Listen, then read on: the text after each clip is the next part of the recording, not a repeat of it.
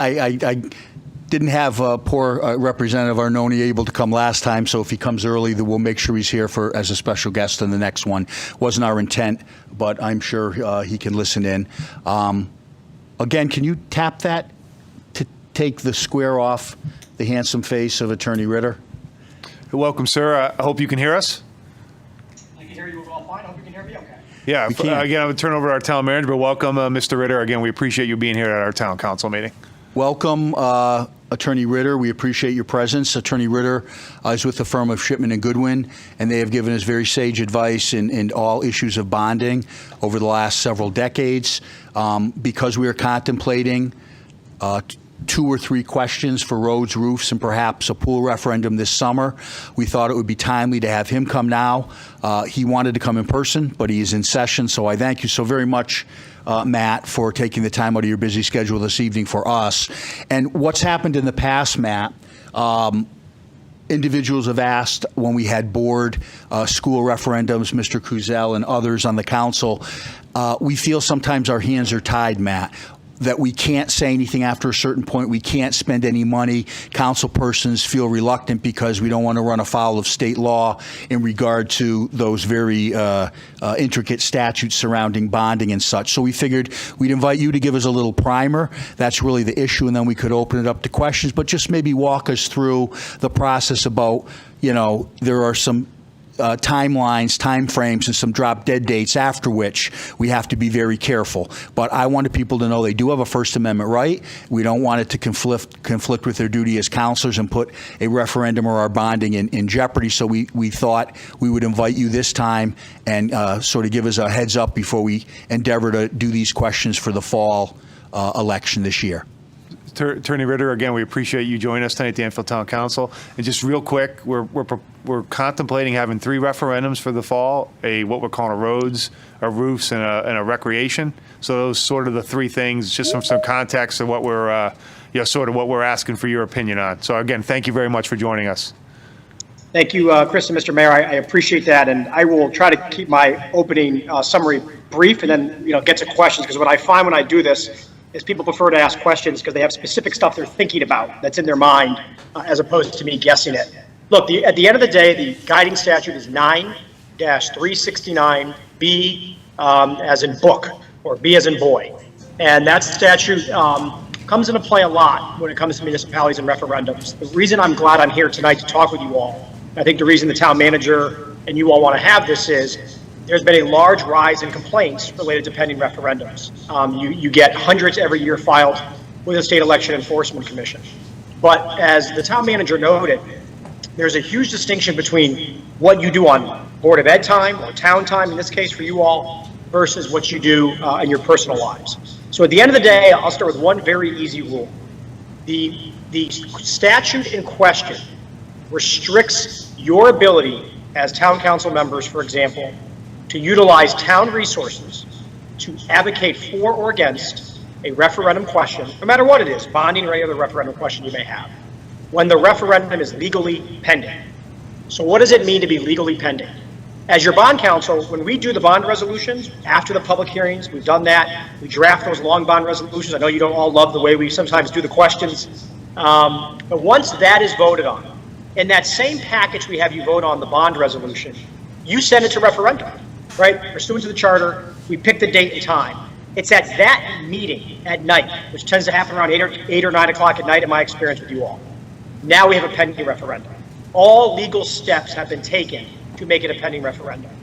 So that morning before you vote, it's not a pending referendum. You could spend town resources advocating for or against as late as that morning, that afternoon. It's that moment that SEEK would look at, okay? So prior to that pending referendum, which right now, April 19th, you have no pending referendums legally. So the town could advocate any way it sees fit for or against the referendum questions. So what does that mean?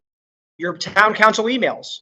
You could send an email right now to people or respond to emails and say, I'm going to be in favor of these bond projects, here's why. You could send out a flyer to homes. You could put stuff on websites, PowerPoint presentations, advocating for the projects. But the minute we hit the pending referendum, it changes. And you're limited to advocating for it in your private capacity. So what's the distinction, okay? The distinction would be you can't use your town council email. So let's say we made the referendum pending. I'm going to pick a date, June 15th. So now it's August 15th, and the referendum is going to be in the fall. You no longer could send that same email to 100 people from your town council email address. Why? That email address is a town council email address. The town pays money to provide that email address for you, as de minimis as it may be. But your Gmail account or your Hotmail account, that is personal, done from your own computer, you can send that email out advocating for the project. You can't take a photocopier at town hall once it's a pending referendum and photocopy flyers that are in favor of it, for example. You can't have PowerPoint presentations online that advocate for it. But in your private capacity, could you take time on a Saturday morning and go door knock and advocate for the project? You bet. You absolutely have the right to do that. Could you go to a restaurant or there was a gathering of people who wanted it to pass and meet with them and advocate for it? Absolutely. You just can't use town resources. So that's the pending referendum. Then the question that gets asked sometimes is, okay, well, what is a town resource versus not a town resource? And I gave you examples. They're pretty technical about it. Again, they talk about anything from a website to an email address, photocopiers. So it may be $5 or $1,000. It is using town resources. It may change the measure of punishment, if you will, if someone filed a complaint, if it was $5 versus $1,000. But you want to be mindful of that. The next step we got to talk about a little bit here is also sort of this town notification system and what's advocating for or against. So there are things, often when we do your bond resolutions, we authorize you all, pursuant to that same chapter in the statutes, do what's called explanatory text, right? So I think most of you, when you do the referendum, you guys mail out explanatory text sometimes to every household. If you're getting an absentee ballot, it would come with the absentee ballot. That explanatory text is specifically carved out in the statute because the town's paying for it, it's town resources, but we will scrub it along with your town attorney to make sure it's not advocating. Here's the difference between advocating and not advocating. The project is going to cost $4.2 million. It's a fact. You're asking for the approval of that amount of money. What's not okay is the town is asking for the grand bargain of $4.2 million to redo the roads. Or this project will change the town forever. The town will be so much better off because of this project. Those are the kind of things we would scrub and say those are advocating versus just being factual. How many square feet a particular building might be, how many lanes a pool might be, what roads you would pave.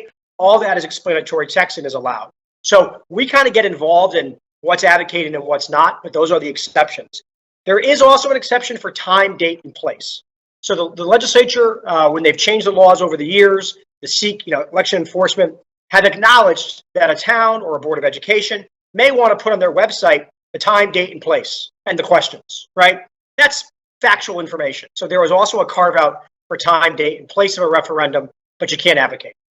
So that is, in about a couple of minutes, a pretty quick summary of when it's triggered, what's advocating versus what is not, what are the exceptions. And I'll close with, before we take questions, the most common thing that we see as violating is people using the email or the town website. And it's often not on purpose. People are often just forget it's on the website or it's on a web page they forgot was out there. And they have a PowerPoint from an earlier time that they didn't take down. Look, SEEK is mindful of whether it was an intentional action or not, but we would ask you to think about scrubbing it. The other thing that also comes up a lot is, and I should have mentioned this, is can I write an editorial for a newspaper or can I respond to emails from constituents? And the answer is yes. So they will allow you as a town council member when the referendum is pending, if you get an email from a constituent, please explain why you're in favor of this project. You can respond because that is not an unsolicited email to a couple dozen people saying, this is why I'm voting yes. So they actually do even draw that distinction versus being emailed versus just sending out a big email. And you are allowed to do a press conference or editorial in a newspaper advocating for the project. There's a carve out for that. And that's even when the referendum is pending. So I'm sure you'll have a lot of questions, and I hope I covered some stuff you were thinking about. But that's a pretty good, quick summary of the pending referendum laws. Thank you very much, sir. Again, you answered one of my questions near the end, but thank you for your detail. We're going to open up the questions, Attorney Ritter. First is Councilor Sakala. Hi, thank you. So here's a hypothetical. I'm a member of the town council. I'm also a member of the Joint Facilities Committee. The Joint Facilities Committee has sort of helped bring these referendum to the town council.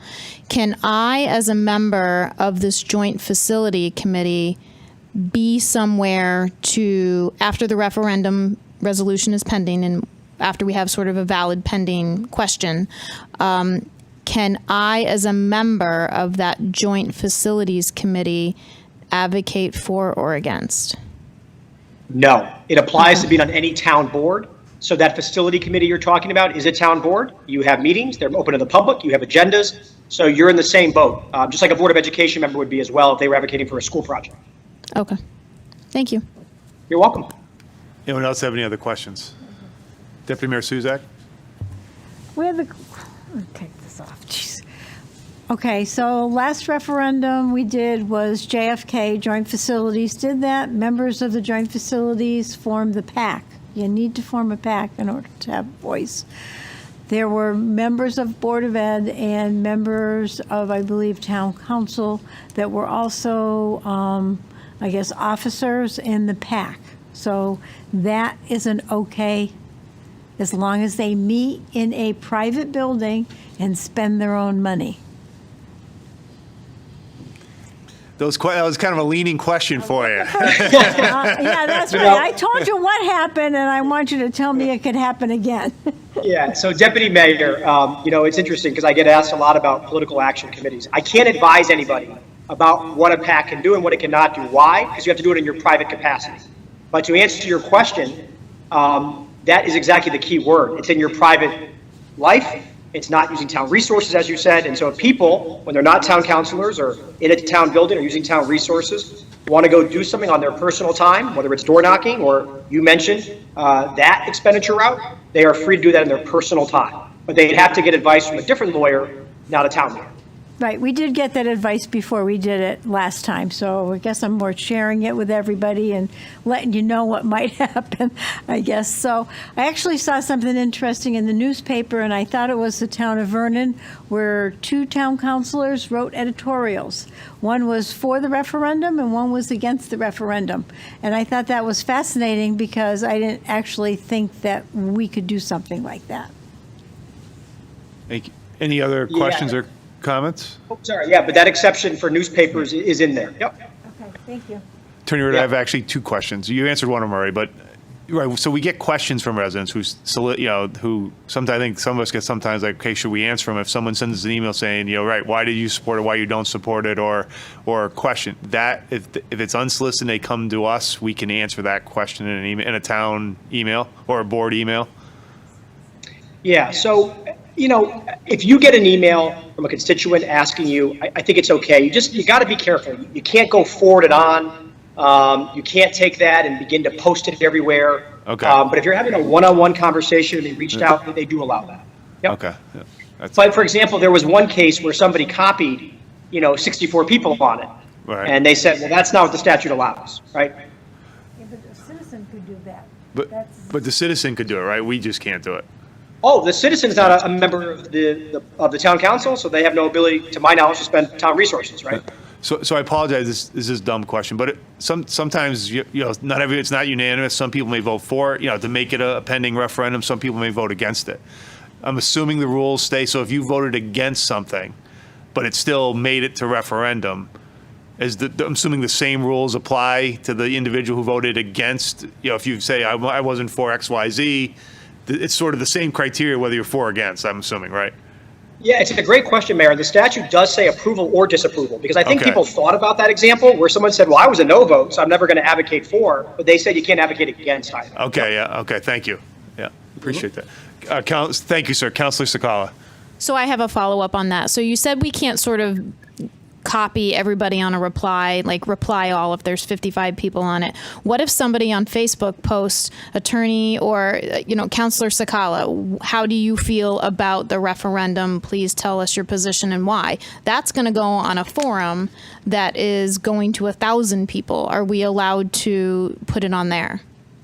Yeah, and the distinction being that a Facebook page presumably is I assume it's your personal or even your town council. I don't see what town resources are being used to maintain it. As long as it's your account, you control it, people aren't posting for you who are paid for with town resources, and it's a personal page, you can respond to anybody you want. I was referring more to when you use your town email. Okay, thank you. Yeah, so Instagram, Twitter, if it's your personal stuff, again, that's on your own time. Now, if you have I don't know if you have a town phone or a town computer, I would use a personal computer. Yeah, use your own personal computer. Don't use your. Anyone else have any questions or comments? Town Manager Chris Bronson. I'll just follow up. Thank you so very, very much. We're going to post this on the town website tomorrow, so our residents will be able to avail themselves of it. And I imagine we can keep this up. We can keep this up even after the drop dead date, so people can refer to it if they have questions. But we can, in other words, we're going to do PowerPoints probably for the roads, the roofs, and the recreation, and those can be up. It's wonderful. But once we then have that evening meeting, the file that evening will scrub it, and it will no longer be on the town websites. My question, same thing with the pamphlets. We do it before, once we know if we want to distribute those at the library, the senior center, the police department, through our Enfield Express, that's fine. But once we have the drop dead date and we vote it, we won't disseminate them any longer, correct? Is that to me, Mr. Town Manager? Yes, it is. It's hard to tell. That is correct, yes. Okay. Let me ask you this. We have a very successful Enfield Farmers Market. We have over 80 vendors that come. We have it every Sunday. So, I've seen in the past that more was PAX Pro, for the school referendums. What are we allowed to have at that booth? I mean, after the drop dead date. If we have approved explanatory text that you've approved, that would be okay. Can you have a picture that's neutral that would show the recreation? With the pool that's envisioned. I guess we'll have to talk to you as we get closer, but we would just hope that we could have something that's legal and neutral, but let a lot of our residents who come through during the summer into the fall see what the proposed referendums were. Yeah, I think it would be very appropriate to have what the questions are, the time, date, and places I mentioned, explanatory text, all exceptions. Look, the photo thing is funny because they tend to be renderings they're nice, right? The people who draw them don't make them not look nice. They want the renderings to look nice. I think that is fine. On something like that for drawings, just to be really careful, I would even call Seek and just ask them. They are terrific with giving advice. My guess is they would say that's fine. But on something like that, we always just call them and ask. They get back to you the same day. They're very, very helpful. Excellent. That's what we'll do. And in regard to the exceptions, we're going to have our town attorney follow up on those, and we'll reduce it to writing so as we get closer and memories fade, we'll have all this at our fingertips, a little cheat sheet that we'll use so we don't run afoul of any of the laws. And I just can't thank you enough for really, this has been illuminating and so helpful. And again, we'll put it up on our website, and a lot of residents will see it and have a better understanding of the do's and don'ts on the referendum advocacy by the council and perhaps the board. So Attorney Ritter, one last thing. So just to be clear, the drop dead date is when the council votes, assuming yay. First meeting in September is generally when we do it, right? So that is the drop dead date. So before then in the summer, right? So then to Chris's point, we could put pictures to let people know this is what our vision is, right? It's just that after September, whatever that first meeting is, that's when, right, if it's approved, and I apologize, these would be, right, there'd have to be each individual question. So I guess could we write them as one, or would it have to be three individual? If we're having three separate referendums. Yeah, I mean, those are always good questions, right? I mean, every town does it differently, and they do it. The reason why, I would say this, right? Could you convince us that you could probably do all three of these in one question? You probably could. I'd have to confirm that with the town charter. Some town charters specifically say, and off the top of my head, don't know if your charter does that. The problem is if one project becomes the problem, you could kill all three. Right. So most towns don't choose that, but I do know towns that do combine a bunch. They often will combine a bunch of Board of Ed projects and a bunch of town projects. I do see that, and they're not always related. Okay. Yep.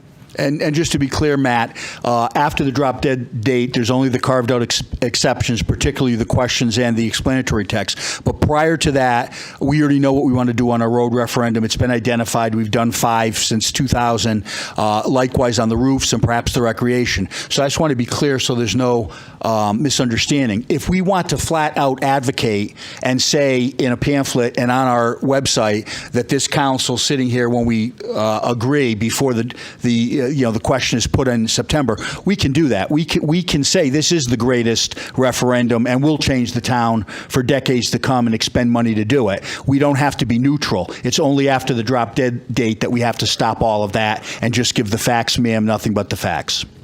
Correct.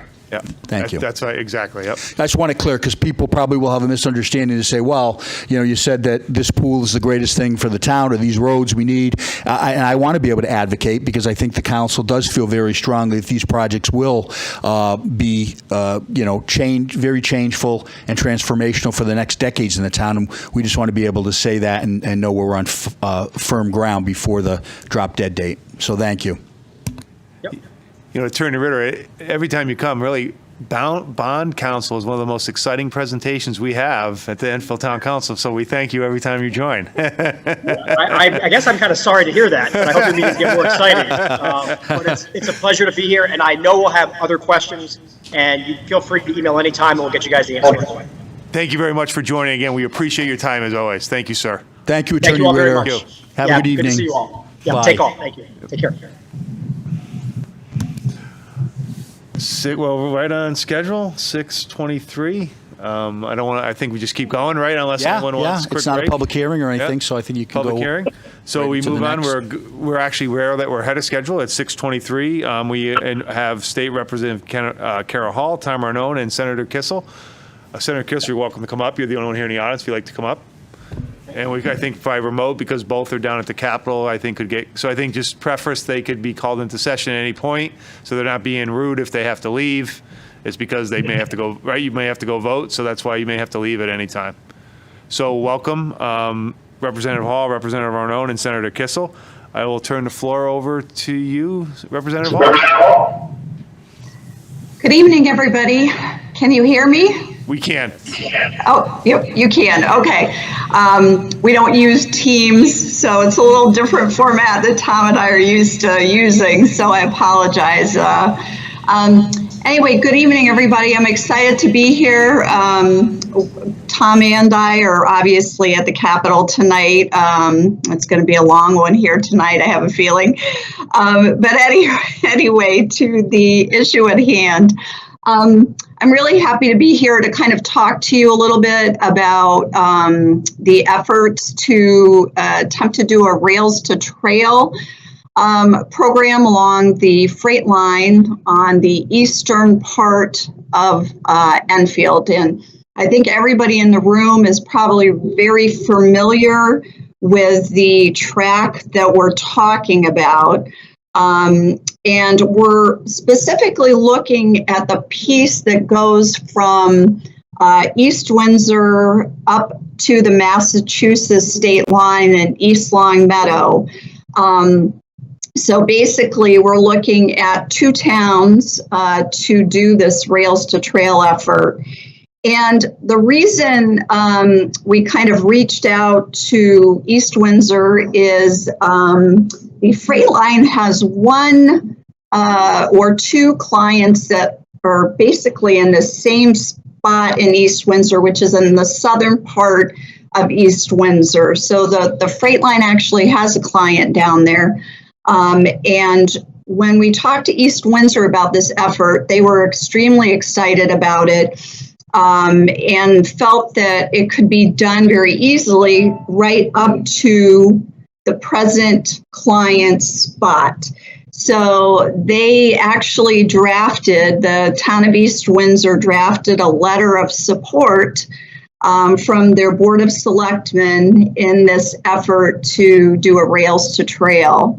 I'm trying to give you like a chronological order of the way things happen. We had two meetings with DOT over the past year. One was last year during COVID or right before we were in the thick of things, and had a discussion. We had some council members involved in that discussion. And then we did have another meeting as well with DOT. And basically at that point, we felt like there was a good amount of support. So we, Senator Kissel, myself, Senator Anwar, and actually Representative Foster, who was going to sign on to the letter, but just got back to us too late. So I had a nice conversation with Representative Foster, and she's in support of the Rails to Trail effort as well. So it certainly is a very bipartisan effort right across the board. And we are really hopeful that Enfield will sign on to a letter of support and resolution for this Rails to Trails. Just a little history on the track. I know a lot of you folks are very familiar with the history on this track. It's been leased from the state of Connecticut over the last 25 years from one particular gentleman. This particular leasee wanted another 20-year lease on this track. We have some good news, really good news, I would consider it. We got a letter from DOT late Friday night stating that they only gave the lease to the leasee for a year. And the reason they stated they didn't give him a 20-year lease, which he was looking for, is they actually were looking to engage town officials and discuss what could be done with the possibility of the bike path and the freight line itself. So great news. DOT heard us and is ready to listen to what the municipalities would like to see along that line. And I think that's a quick kind of overview. I'm trying to look at my notes to see if I missed anything. I don't think so. I think that's about everything. I'll be happy to take questions after Tom and John talk. But that's where we are with the efforts to date. Thank you, Representative Hall. We'll open up the questions after everyone gets a chance to speak, so I want to make sure. So Senator Kissel, will go to you last since you're in the room. Representative Arnone, I hope you can hear me. Welcome, and you have the floor, sir.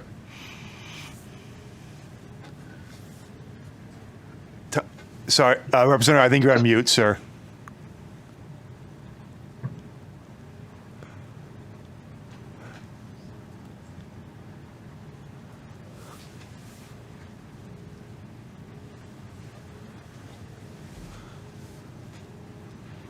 Paul, is that on his end or our end? Can you help? I don't think the mic is working on his end.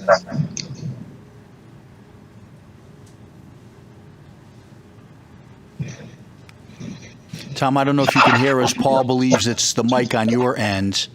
I see you're nodding. I don't know if there's a workaround to this. You might have to sign out and sign back in, and when audio comes up, you could, Maybe try signing out and signing back in, Representative Arnone. or if he runs the mouse over the bottom of the screen.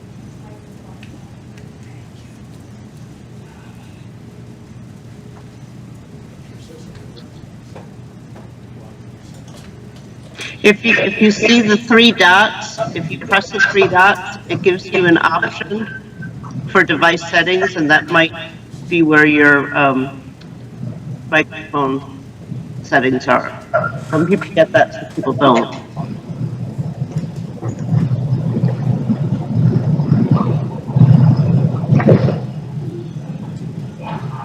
Good news, we're good on time.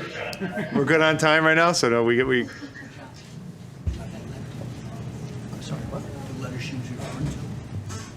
Tom, try running your mouse over the bottom of the screen, see if you can get the toolbar to come up. Representative Arnone, we'll cut to you right when you're on. We're going to go to Senator Kissel, but just you're on now? All right, got it. So Senator Kissel, you have the floor, but I don't mean to be rude if Tom comes back on, and we'll just come back to you, but you have the floor, sir. Yeah, no, you won't be rude at all.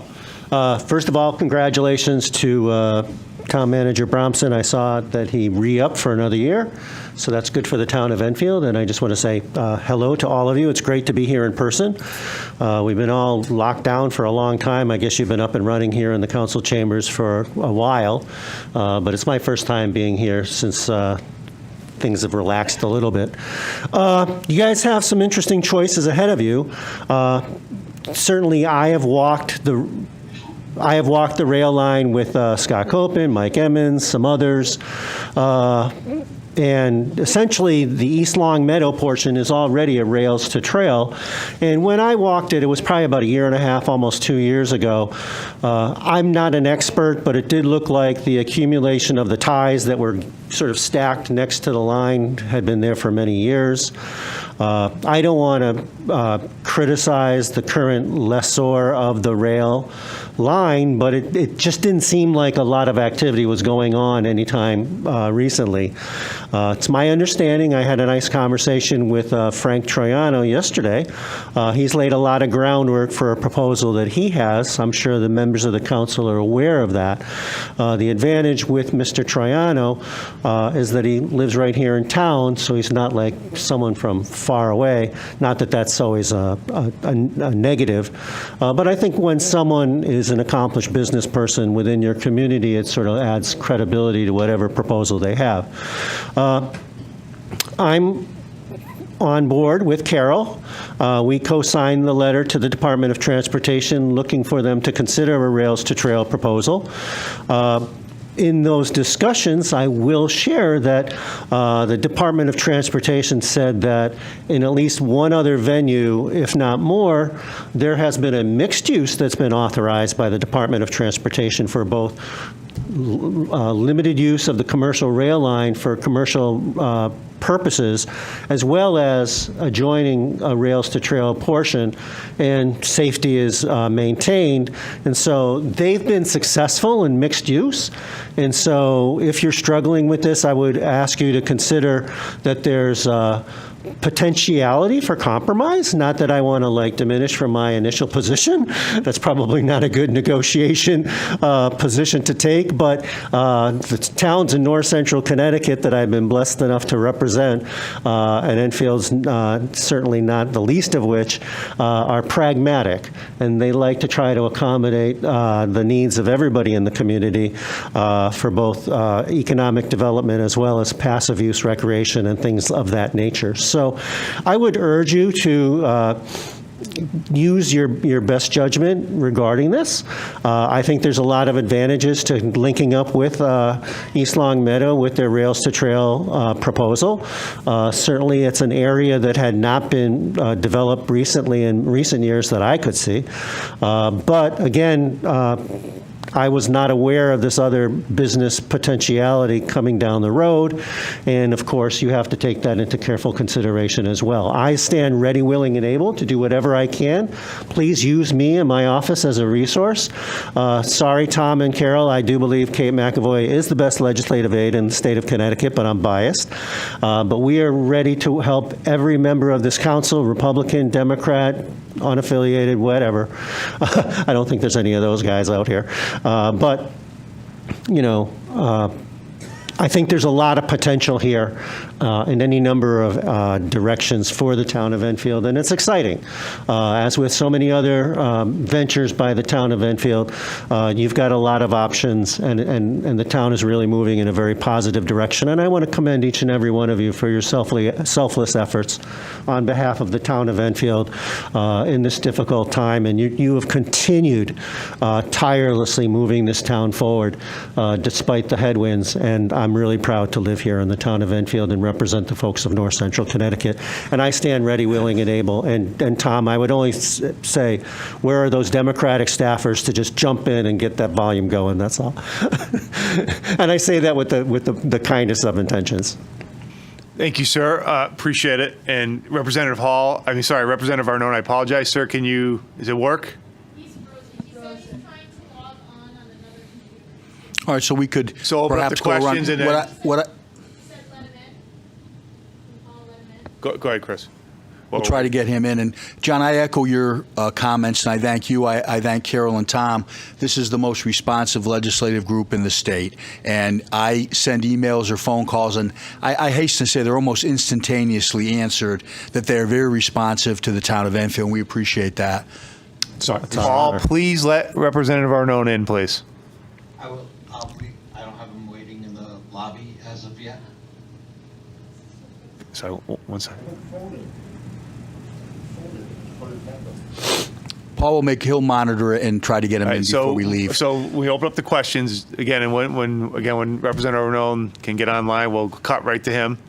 I'd like to before just we open up, go ahead, Chris. I would just like to, this has been a very collaborative effort, and the council, we came a little late to the game because Senator Kissel, Carol Hall, and Tom Arnone have been working on this. I remember the meeting before COVID, Carol, upstairs with DOT officials to discuss this, so it's been a work in progress. I will say, most recently, we were on a phone call a few weeks ago with Senator Kissel and Carol, and believe me, they ably and very forcefully convey the position of our residents in these meetings with state officials. There's no doubt as to where they stand. And I echo Carol. It's not a coincidence that this lease that heretofore has been renewed probably for 25 years at a time. The commissioner, our good friend Joe Giletti, renewed it for 1 year. And the last paragraph, we're going to take them up on this, Carol and John, and we will avail ourselves of using Kate. He said that while we're working towards this, even though they're going to renew it, that they will entertain another meeting with us to discuss just what John said.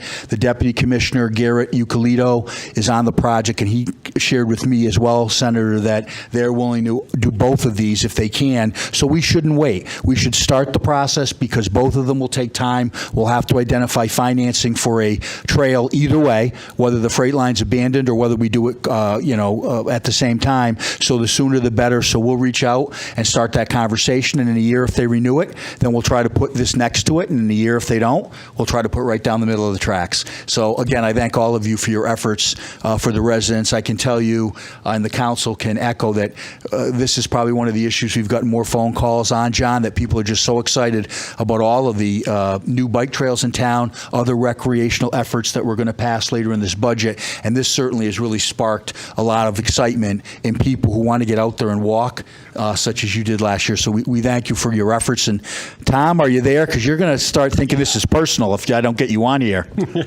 Welcome. Yeah, Yes. Go ahead. Welcome. Go ahead. You have the floor, sir. I had to totally switch computers. My apologies. Like I said, we're not so used to this format. But yeah, so at first I went to the first meeting with Carol.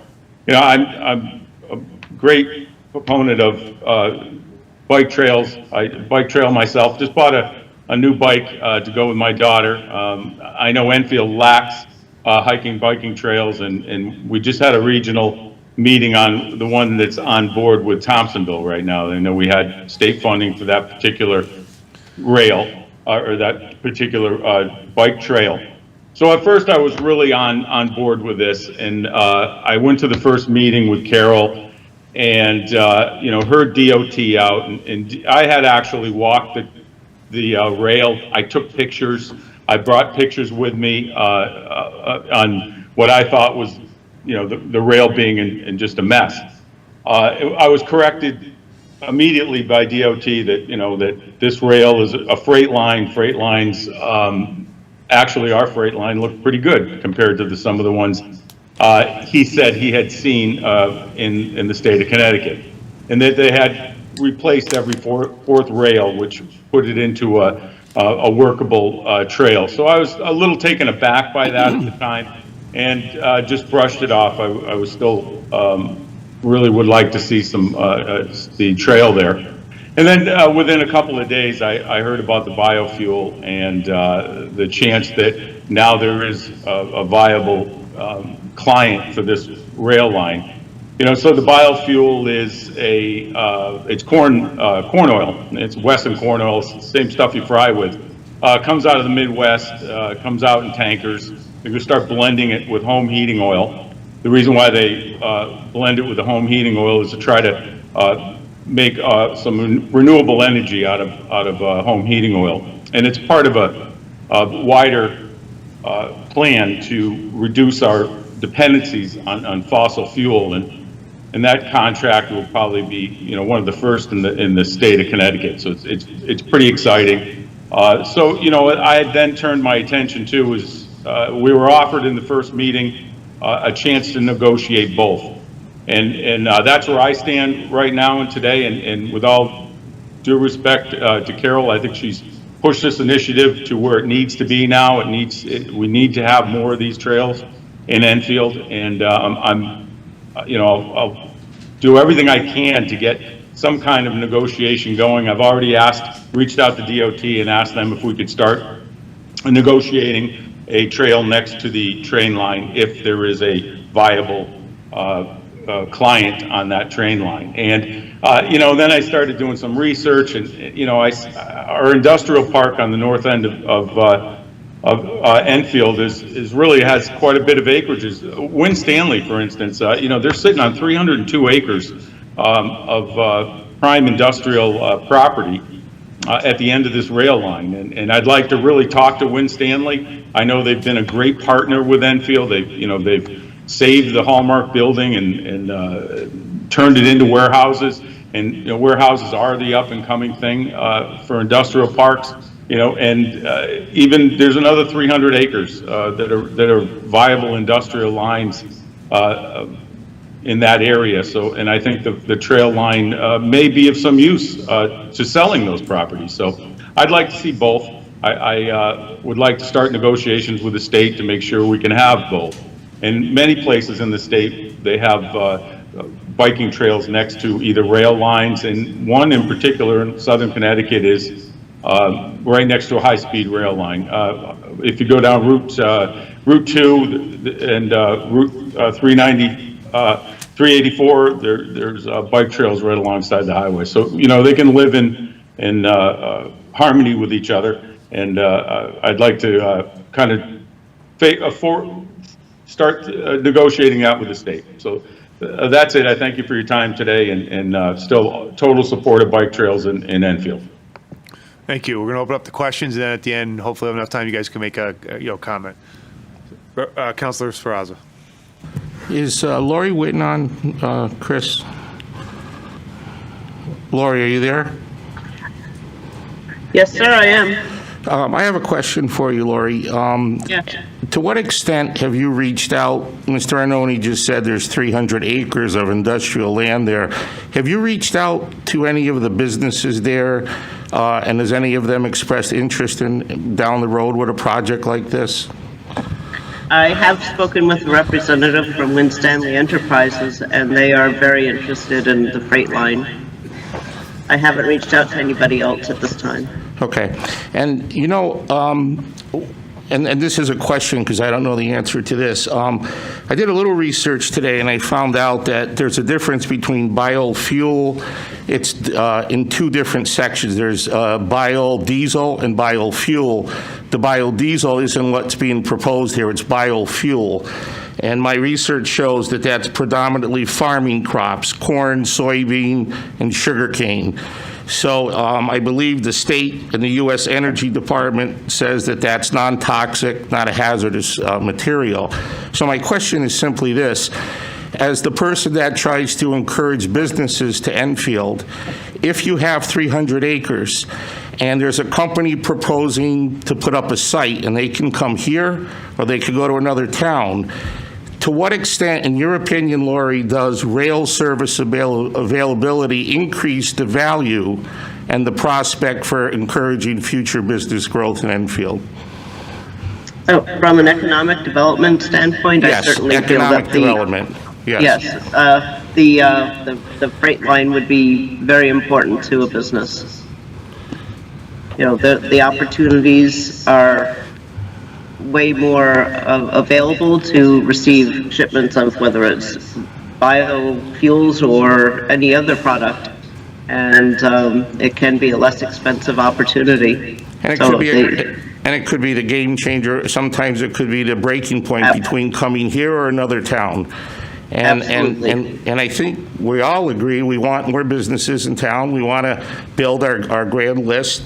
And I think just quickly, and I'm not going to opine on this much further, but doing a little bit more research today, I was surprised to see one of the problems in town is we've always had the tractor trailer trucks coming up North Road to all the distribution centers. And what I'm finding now that a single freight train, and this is from the National League of Cities, can carry the load of several hundred trucks. Every year, freight railroads move more than 122 million truckloads from our roads. So if there's a potential to cut back on tractor trailer trucks because it's more economical for the freight train and it gets the trucks off the road, that would be obviously an advantage. So thank you very much. Deputy Mayor You're Cesar. welcome. I guess I have a couple of questions, and I'm not sure. I know the passenger line is the subsidized line. So do we know what kind of subsidies the freight trains would have should the line be established? How much subsidy would we have? Because a 2-3 car train, I don't think is going to be making any money going up there. And I guess also it's my belief that all the businesses there have removed their rail spurs. So these trains got to come off and they have to be, come off the track. So that all has to be reestablished. And also, this is to Lori. Have you done any research on the environment, the economic impact that the Rails to Trails has had in other areas? Because that is an economic boost as well as a train is. And my question is always this, because this is what we're doing today. Do we have to convert all our open land to what's here today, the soup of the day, which is distribution centers? You need some, but we're not going to survive if we're one note. We need to have diverse development. And if you overdevelop too quickly, that's what's going to happen. We're having difficulty. We did overdevelop on our retail, and we are turning that around. But, we don't necessarily always have to have new development. And once, that train comes in, those trucks got to take it someplace else because they're not all going to be on the rail. Thank you. Councilor Mangini, then Councilor Bosco. Thank you. I'm not sure who this question should be directed to, but again, thank you, John and Carol and Tom and Lori for being here to answer these questions. I'm hearing different potential businesses coming forward. At what point will we be soliciting, if you will, businesses? And if, in fact, that's the case, will we be going out to bid for these businesses, or will they be maybe more than one opportunity for a freight type business? I would just interject that it's very premature. I think that's why the commissioner himself, Cindy, has said in his letter that they're going to extend it for a year. They want to have meetings with us and other stakeholders to consider, I quote him, "We will consider the economic benefits, advantages, and disadvantages, and any impacts to the region in regard to the freight line." So I don't think we have all of the answers. I would just echo, though, these primarily are decisions that the Department of Transportation would make. As the town attorney has stated to us, we have no legal standing to influence this decision. As we heard from Attorney Ritter, though, you in your personal capacities and even as council people, at the right point when we have all the information, can say, you know what, I'm for both, I'm for one, or I'm for none. But we're early on in the process. We're gathering the information. I think it's very important. We've come together. I think now for the first time, Carol, when we met a year and a half ago, nobody even knew about this freight line. I mean, this wasn't even an issue on the radar, right, John? And now we are coming and bringing into focus all the different pros and cons, and we will work. But really, this is really going to be in the wheelhouse of the Department of Transportation, and it's federally guided. As he said, if you were to want to discontinue this, even if we did, even if the state DOT did, the federal government is the final arbiter. The Surface Transportation Board of the United States Department of Transportation makes this decision. So we'll gather the information. We'll become informed. We'll keep you up to date. We're going to immediately this week reach out, Carol and John and Tom, for another meeting with them to try to see where are we? What are you going to look for from from this individual. What's your criteria in a year in regard to advantages and disadvantages? So in a year, we kind of know he's made it or he hasn't. Are we going to do these on parallel paths or one or the other or both? So I think this is a great opportunity to let the public know that you're all concerned, you're all interested. And again, we're balancing the equities, aren't we? As we always do. Every project, none of them are unanimous. Some people are for, other folks aren't. And all we can do is bring you the best information to make the informed decision to do what's best for the most residents in the town. And we make our decision and we move on. So that's what we're trying to do here. I think this has been hugely important, and it'll be up on our website tomorrow for all residents who didn't join us this evening to hear about the issues. And I think we framed the questions very well, and I'll turn it over for the additional questions. Thank you. Councilor Bosco. To Carol, Tom, and John, I'd rather not see a train run through our neighborhood. But that being said, I'm not against the train running through the area. What I would hope you guys can do is at least get something done. If it's not going to be the train, it's going to be a rails to trail, because that line just can't be abandoned for another 20 years. And that's the problem. It neither needs to be used or discontinued, because right now it's a terrible eyesore, and it's probably pretty dangerous. People going up on the trails, and it's just not a nice place. So all I can ask is you guys, one way or another, talk to the Department of Transportation. Either look at, is the bridge repairable? Is it a possibility? If that's a possibility, that's fine. And then I just could tell you, on my opinion, if it's going to take town funds to do this rails to trail, I would much rather put the money into the Scannick River Park and start acquiring properties all down the Scannick River and make the beautiful greenway that's been supposed to be built since 1980. So that's just my opinion. I don't really care if the train goes. I don't care if the train doesn't, but I want something done. And hopefully we can keep enough heat on all of this to get something done, either the train or something else. But the way it's standing now, it just can't be. If it wasn't the state of Connecticut, we'd be blighting people on it. So please keep the heat on them, and let's see if we can get something done. Thank you. Can I quickly respond to that? Hold on, we got, two more questions. Councilor Okay, Ungar? yep. Yeah, then I'll let you respond. Hi. I fully support the trails, but I do have a question. Is there a rule of thumb, if you did have the freight line next to the trails, is there a proximity between the distance between them? I ride my bike up in Long Meadow at the Stebbins Reserve, and that train has to be 100 yards away, and my heart races every time I hear it go by, and I feel like it's too close to me, even though there's trees between us. So I'm just wondering if there's a rule of thumb, how close they can be. Sure. Well, I'm certainly no expert in that, and I welcome Tom and Carol. And by the way, I want to compliment Carol in particular for working so tirelessly on moving the rails to trails. I wasn't trying to undermine your argument, Carol, whatsoever, but you have been such a stalwart champion for well over a year regarding this. I would guess that in its infinite desire to avoid any potentiality for liability, that the State Department of Transportation, in conjunction with federal authorities, would have a minimum distance that would enhance and protect the safety of anyone using a rails to trail system. I'm with you. You don't need to be super close to a railroad if it's zipping by, especially depending on how fast it's going, even if it's a slow, giant 50-car, industrial train. I mean, I don't live that far away from the rail line, and I hear it very distinctly, and it's way away.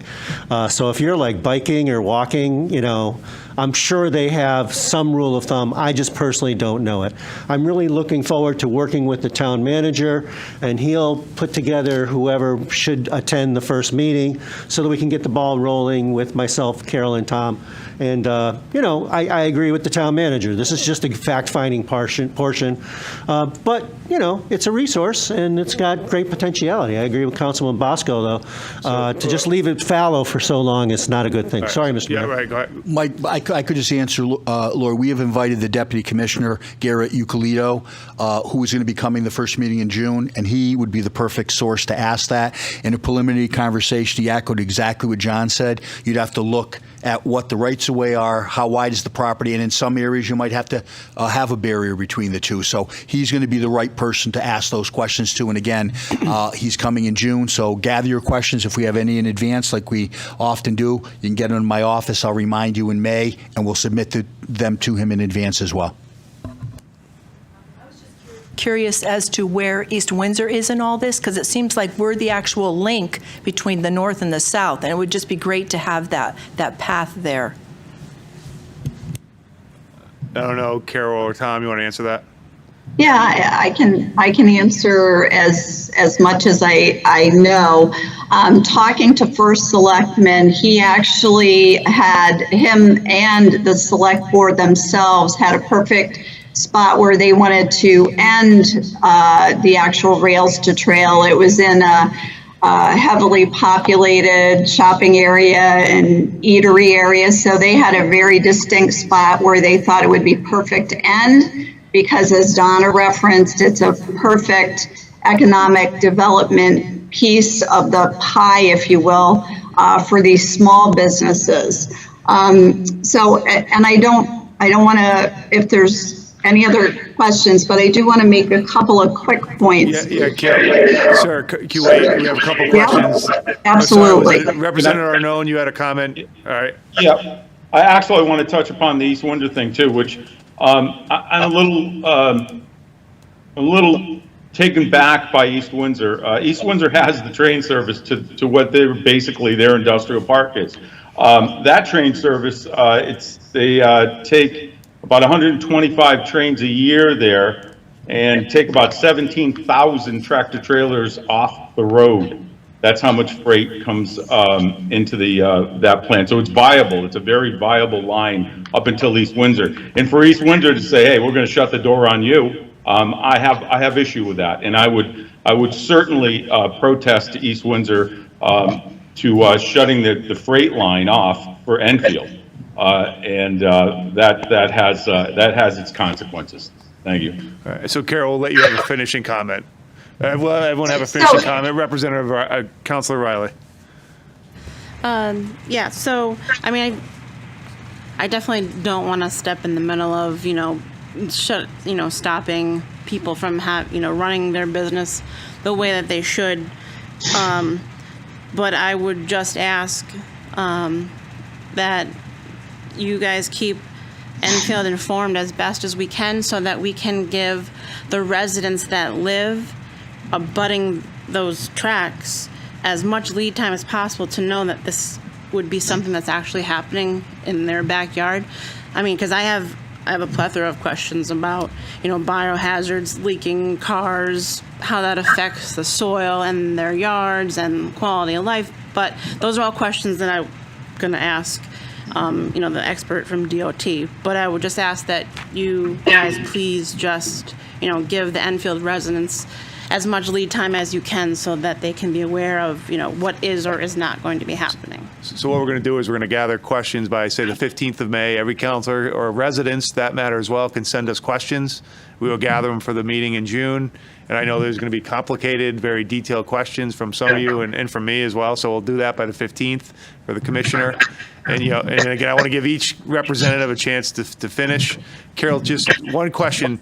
Is the leasing process, I'm assuming it's not a bid, right, process? They just basically, there's not a bidding process to lease that line out? No, so the gentleman that they granted the year lease to is the same gentleman that's had it for the last 25 years. All right. So there's no like formal bid or request for bids or anything like that. Okay.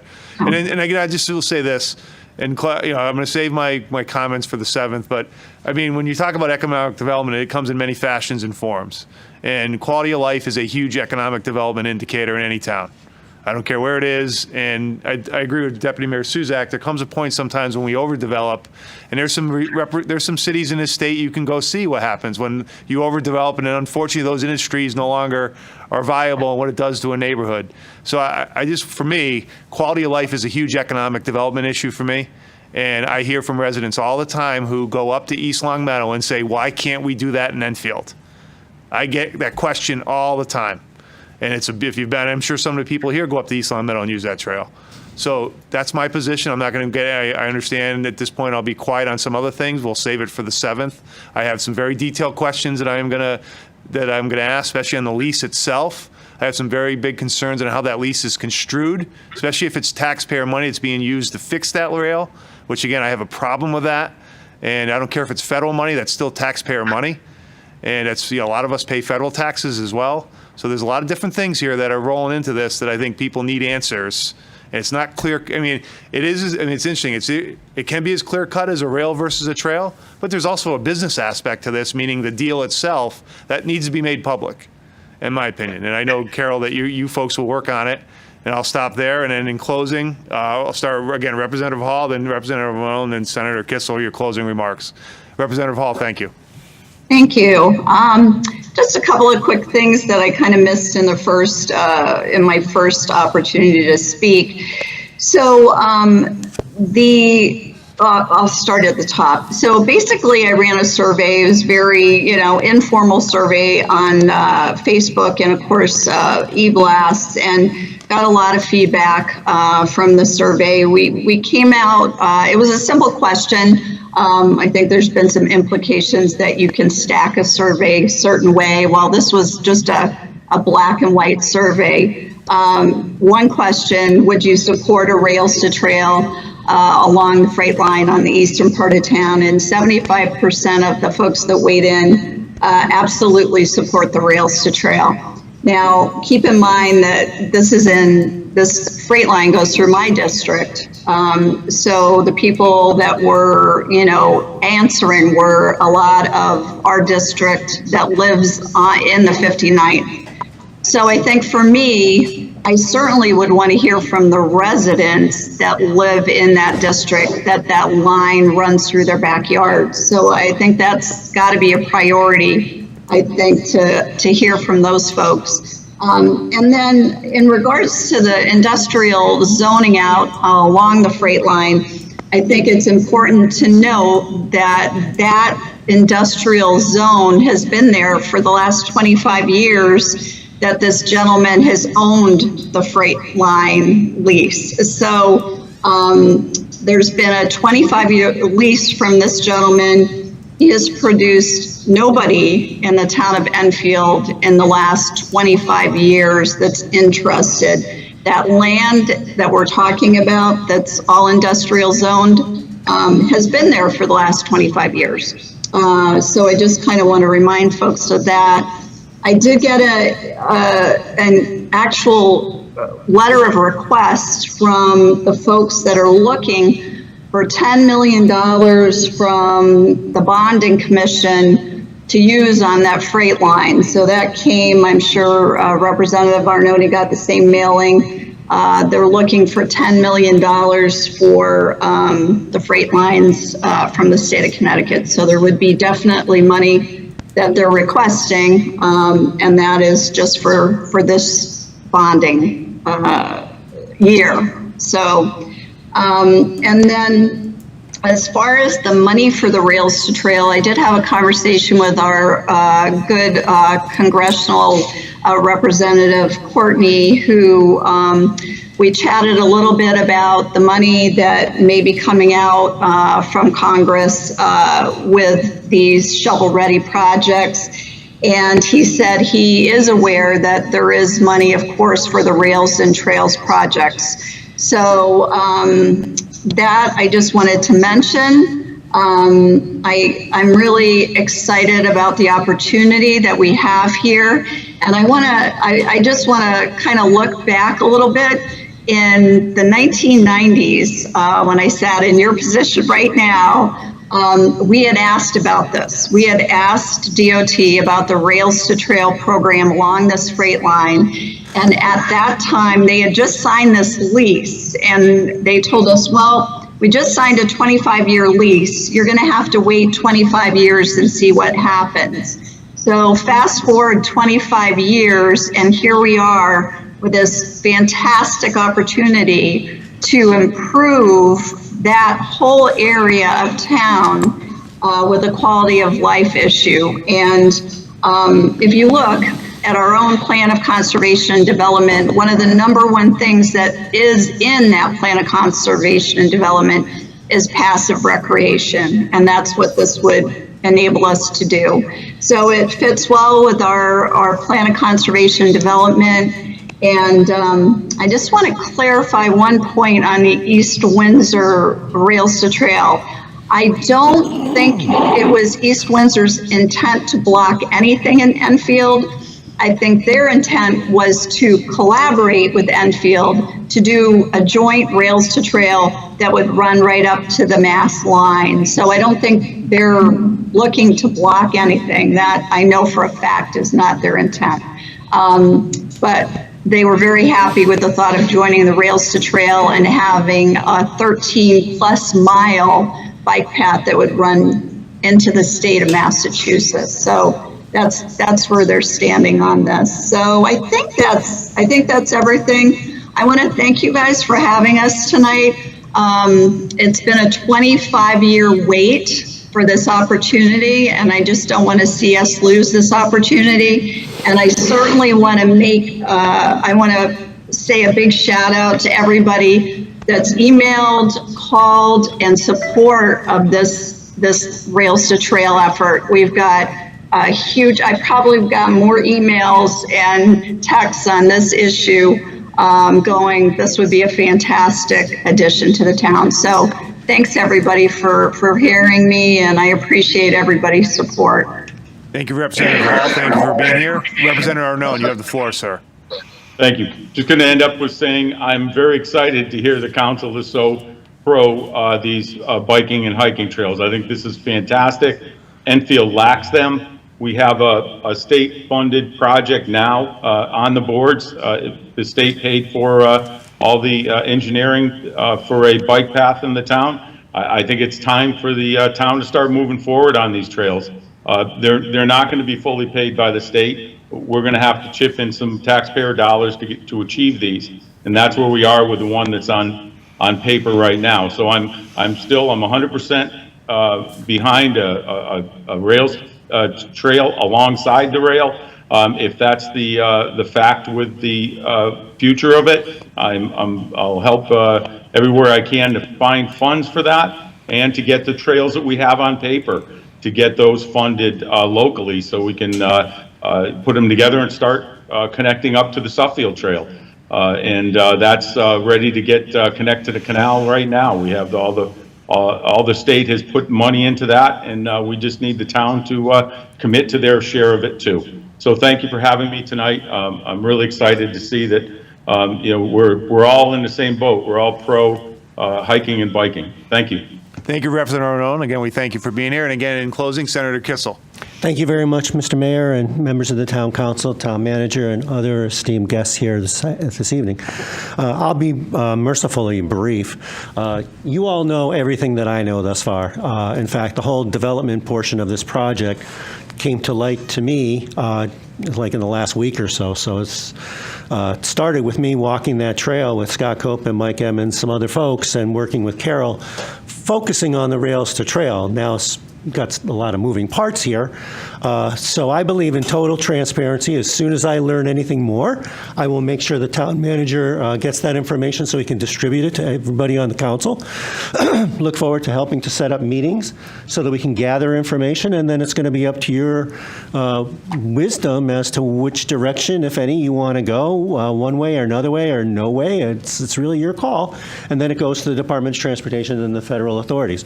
So I just want to be a resource, but I will be as transparent as humanly possible. I'm here to listen, not to direct you guys. You guys know your business, and you work really tirelessly for the town of Enfield, and you do a fabulous job, each and every one of you, and I'm here for you. That's all. Thank you very much, sir. Appreciate it. Again, thank you all. Again, thank you, Representative Arnone, Representative Hall, Senator Kissel-Biener. Very robust discussion, and we look forward to, again, the commissioner will be here in June, the first June meeting, and I apologize, I think it's the 7th, I believe, off the top of my head. So we ask any resident who has questions to send them to us, or you can send them to the town manager's office, but if you'd like to send them through us, we're more than welcome. And of course, counselors, if you have any questions, please have them. We'll shoot for the 15th of May. You can send them to either directly to Chris, or you can send it through your caucuses, whatever works easily. And then so we'll have the commissioner plenty of time to answer the questions, be prepared to answer the questions before the meeting. And so it's, again, a productive meeting in June. With that, I thank you. Thank you all. I appreciate that's the end of the special meeting. All right. Do I have a motion to adjourn? Thank you. Good night, everybody. Motion by Councilor Muller, second by Deputy Mayor Suzak. All those in favor of closing the special meeting with aye. Special meeting is closed. Does anyone need a quick break, or are we good? We're ready to go? Anyone need a 2-minute recess? Want to make sure? No? Okay. We move on to, we are now calling to order the regular meeting of the Enfield Town Council, Monday, April 19th, 2021. It is 7:13 in the Enfield Town Council chambers. Public hearing, modify the Midtown Increment Financing Master Plan. April 19th, 2021. Public hearing ground rules. A public hearing has been scheduled to allow interested citizens an opportunity to express their opinions regarding the proposed modification of the Midtown Enfield Tax Increment Financing Master Plan original assessed value. Roll call, Sheila, please. Counselor Bosco. Here. Counselor Sakala. Here. Counselor Crisati. Here. Counselor Hemler. Here. Mayor Ludwig. Here. Counselor Mangini. Here. Counselor Muller. Here. Counselor Riley. Here. Counselor Shafraza. Here. Deputy Mayor Suzak. Here. Counselor Ungary. Here. That's 11 members present, none absent.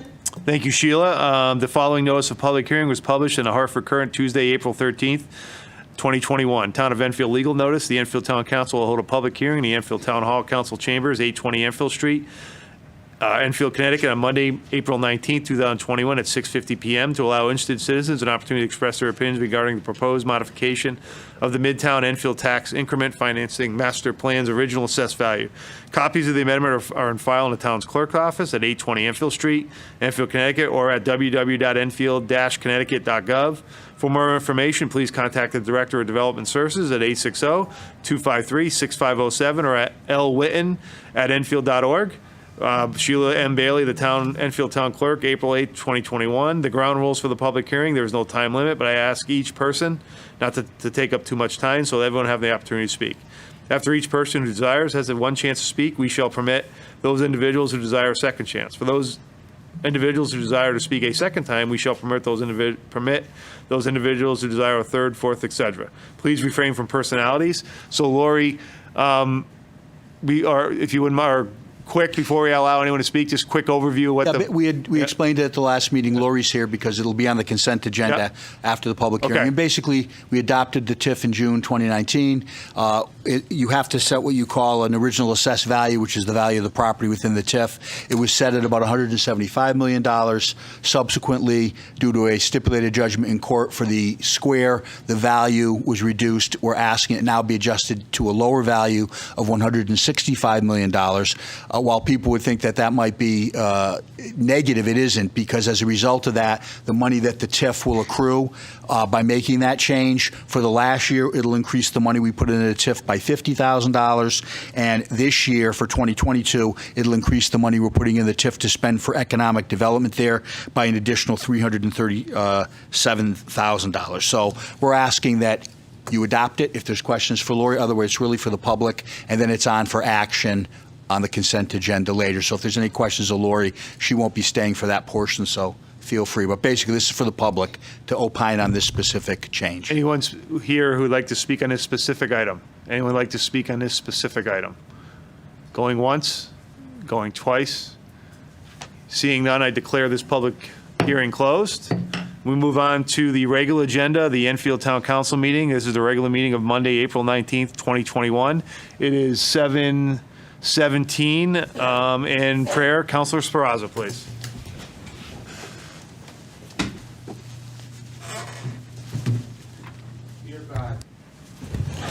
Thank you on behalf of all who are gathered here tonight in this council chambers. Thank you to our families, our friends, and for the privilege to serve our community.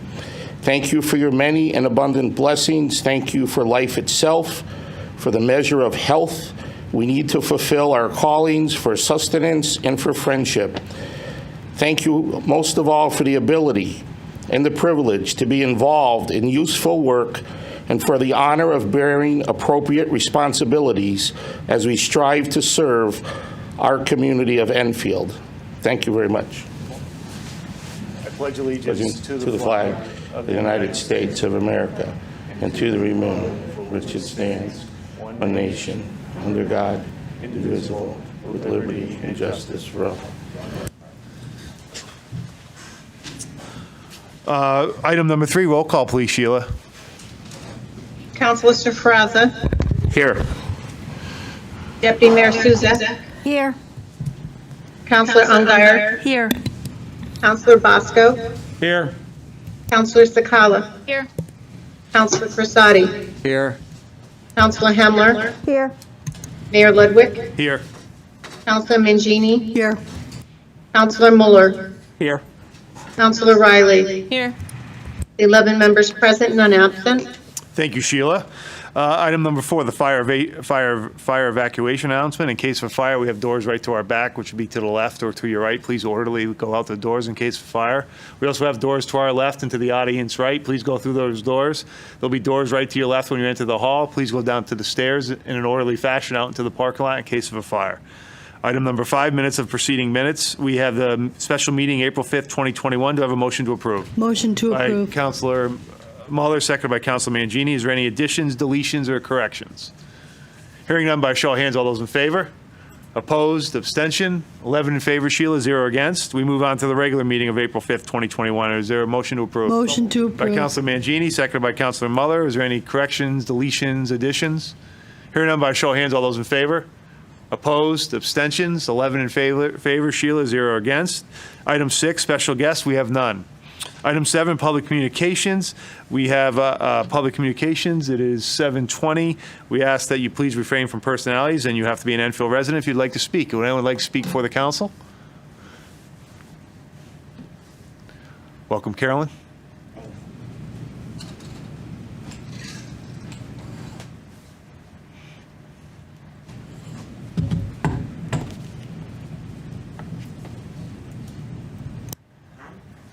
But I think, there you go. Okay. Welcome. Thank you. My name is Caroline. Do I have to wear the mask? No, you name an address and you I can have the shot, you know. just name an address, Caroline, Okay, please. Caroline Cocktail of 5 Main Street, Enfield, Connecticut. During the fire at 33 North River Street on March 24th, 2021, a massive plume of dust and ash drifted across the Thompsonville area, dropping ash and particulate matter across homes, cars, trees, and streets in this mostly low-income, diverse neighborhood. After a few days, signs were placed at the site stating it was contaminated with asbestos and PCBs. We are in the middle of a respiratory epidemic with COVID-19, yet no communication regarding this fact was provided to the residents of the area. The post-demolition and remediation efforts are ongoing, still with no communication. Multiple agencies were at the fire site to evaluate the conditions. I have requested reports from these agencies and the town of Enfield, and to date have received nothing that indicates the air quality, wind gusts, or any other issues as a result of the fire. The population within the immediate area should have been informed, especially with children and people with breathing problems and those that are sensitive to dust. Over the first weekend, many vehicles and children observed the destruction. I am particularly questioning the transfer of funds in the amount of $360,000 tonight related to the removal of debris. If this building was insured, debris should have been covered. Was it? If not, why not? It was my understanding that the Brownfield grant signed in September 2013 for $350,000 was to be used to remediate this building. Was it? That's it. That's it. Thank you. I have other issues, but I'll do it. You still have time. You have 5 minutes, Carol. I'm sorry. You have 5 minutes. 5 minutes. I You tried have, to keep well, it to it. 4 minutes. How's that? You know, I think this is a travesty that this happened. In October and November, I said there was a breach in that building. And I don't know if any maintenance was done. I asked Mr. Nunes on last Friday about I asked your secretary about the maintenance reports. Because I'm very curious if the breach was done and if we had done risk management and safety techniques, they could have checked that building every week to determine if the breach had been broken or there was another breach. I think that someone just dropped the ball here and created a problem for all of us. Not only a financial loss to pay for monies, but also a health cost. And so I am concerned about that. I just feel it shouldn't have happened. And I do feel the ball was dropped. That's it. You still have 2 minutes. I mean, you want to use your time. I have some, okay. You have 5. I want to make sure you get your All time. right, we got the Strand Theater that we own, okay? Now, the 2 lights in front of Mary Lou Mistretta Strom's, I went to school with her, health center are out there in front of the Strand, okay? They've been out for months.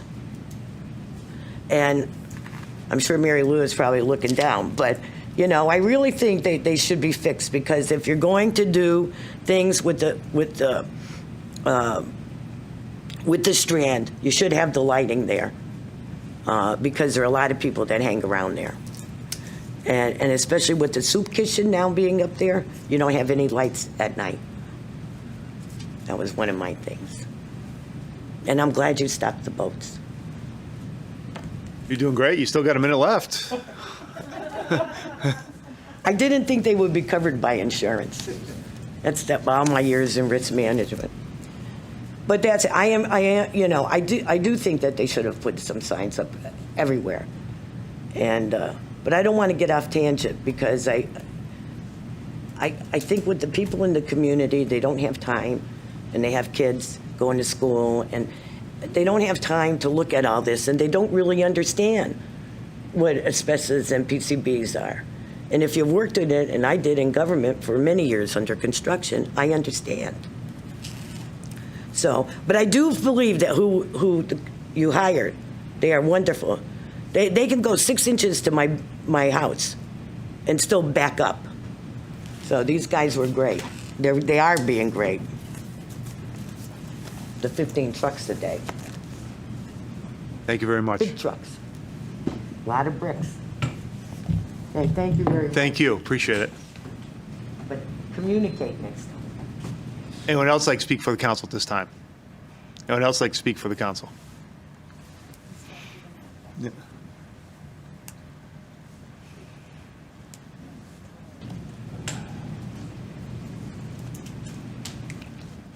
Welcome, name and address for the record. Who am I? You tell me. Is this sign? Okay. Bob T. Katz, Enfield, Connecticut. Trains and flat roofs, old technology, 1840. We continue on with old technology, but we got to move into new technology. The world's changed. The roof on this building is a 100-year roof, slate and concrete. In Europe, they last 500 years. The next time you go around to change the roofs on the schools, just the recycling cost is going to equal the cost that you're paying for the complete job now. So you're talking every 10 to 20 years. If you gabled it and put a metal roof on, you have a 100-year roof. You don't have to do it once every 100 years. So we got to start thinking differently than what we're thinking now. Some of the cities didn't want to put pollution control plants in. On Friday in Danbury, the manufacturers would dump all the dye for the hats they were making during the week. You could tell what color hats they made. Like if it was black hats, you'd have black dye. On Saturday, the city of Danbury released the sewage. They didn't care about the people living along the river because the executives lived up on top of the hill where there was no pollution, so they didn't care. All the executives in Enfield lived on Enfield Street down by the town hall, down there, the old town hall. So they didn't care what happened here in Enfield, down here on River Street or anything like that. Just dump the pollution in the river. Forget about the people that lived right on River Street. They didn't care about them. So thank you. Thank you. Anyone else like to speak for the council for the first time? Anyone else? Anyone else? For the second time, you have 3 minutes. Carolyn or Bob? No. Declare public communications closed. We move on to item 8, councilor communications. Any councilor? Councilor Hemler? I just have a few events I want to announce. The National Day of Prayer is Thursday, May 6th at noon. It's going to be on the town green, and all are welcome. Memorial Day Parade. I am especially excited about this because it's been over a year since we've all got together. So May 30th, 1 p.m. It's a Sunday. Starts at Enfield Street School, and I hope that we have a lot of attendance down along the route. A friend of mine is part of the Enfield Instrumental Music Association, and they're having a golf tournament. So I hope some people will consider going to it. It's definitely a worthy event for, I think it's mostly high school and junior high, for music for the kids. So the golf tournament is on Sunday, May 2nd, so it's coming up. $75 per person. You can call 860-508-1629 for more information. Thank you. Councilor Sparaza, then Mangini, then... No, I'd just like to say quickly, I agree with our mayor previously when he said that quality of life issues and passive recreation are economic development. He's absolutely right. And that's why soon I hope we're going to vote what we have in this budget for passive recreation just this year are splash parks, the Higgins Park, upgrades to Enfield High and Potter Hollow, new softball field at Brainerd Park, the increase of the community gardens, 2 new basketball courts, Lafayette and Alcorn, and not to mention St. Adalbert. So I think quality of life is important, and I think this budget has plenty of that in there. So thank you. Councilor Mangini, then Council Crisati, then Deputy Mayor Suzak. Thank you. Enfield Rotary, we're having our Cinco de Mayo road race on May 1st. As tradition, any monies that we raise will be used toward scholarships and other, related town functions. So if anybody's interested in the road race, let me or Joe or even Lori know. We're all Rotarians, and we'd love to have the participation. Thank you. Thank you. Councilor Crisati, then Deputy Mayor Suzak. I think today was a great day for our Enfield school system. Today was the first day back that all students, attended classes. They had everybody come back. So I see Mr. Crizel in the audience, and I'm sure he was excited for today to happen. I hope all the students had a great day back, and they're ready to finish the school year strong. And to all the staff and administration, it's been a long time to have a full building again, and there was a little excitement in the air today in town, and I just wanted to recognize that. Also, on April 27th, Enfield High School varsity baseball team is going to be playing Tolland at Dunkin' Donuts Park. Admission is free. It's a Tuesday night, 6:30 game. $5 to park your car. All sales at the event are going to be cashless at the concessions and gift shops that are going to be open. They're going to be maintaining social distancing and the wearing of masks, and that's going to be another exciting time for Enfield to be playing in that nice park, which they do every year anyway. So, just a couple of feel-good items, and Also to piggyback on what Councilor Sperazza mentioned in regards to the budget, it's very exciting to see all of the economic growth, all the improvements that are going to be put forth in this budget. I would like to commend all of the department staff that came through, and our town manager and your staff for the job well done in this year's budget. Thank you. Thank you. Deputy Mayor Suzak. Okay, it's my public service announcement because I've been at the clinic scheduling people. I'm there Monday and Tuesday. We switched from the VAM system to the EPIC system, but I want everybody to know that they should be scheduling through the Trinity Network, and it's www.trinityhealthofne, and that's Trinity Health of New England. You're going to get a screen that looks like this, okay? And you're going to hit the link for COVID scheduling, and you can schedule through this. There's 5 different ways to schedule. You can schedule through your MyChart if you are a Trinity patient. You can schedule through other links, but you're going to need to go to Trinity Health of New England, and that's where you'll be able to schedule. We have a lot of openings for people who have been complaining to me that they can't get schedules. Well, this is your opportunity. Get on there, get scheduled, and if you get there on Monday and Tuesday morning, you'll see me, and I'll schedule your second appointment. So that's my public service announcement. And I'd like to make a motion to suspend the rules and move items A1, E, F, G, H, and I to miscellaneous and proceed to vote. Motion made, seconded by Councilor Muller. Any discussion on the motion? Hearing none by show of hands, all those in favor? Opposed, abstention, 11 in favor, 0 against. All set? One more thing.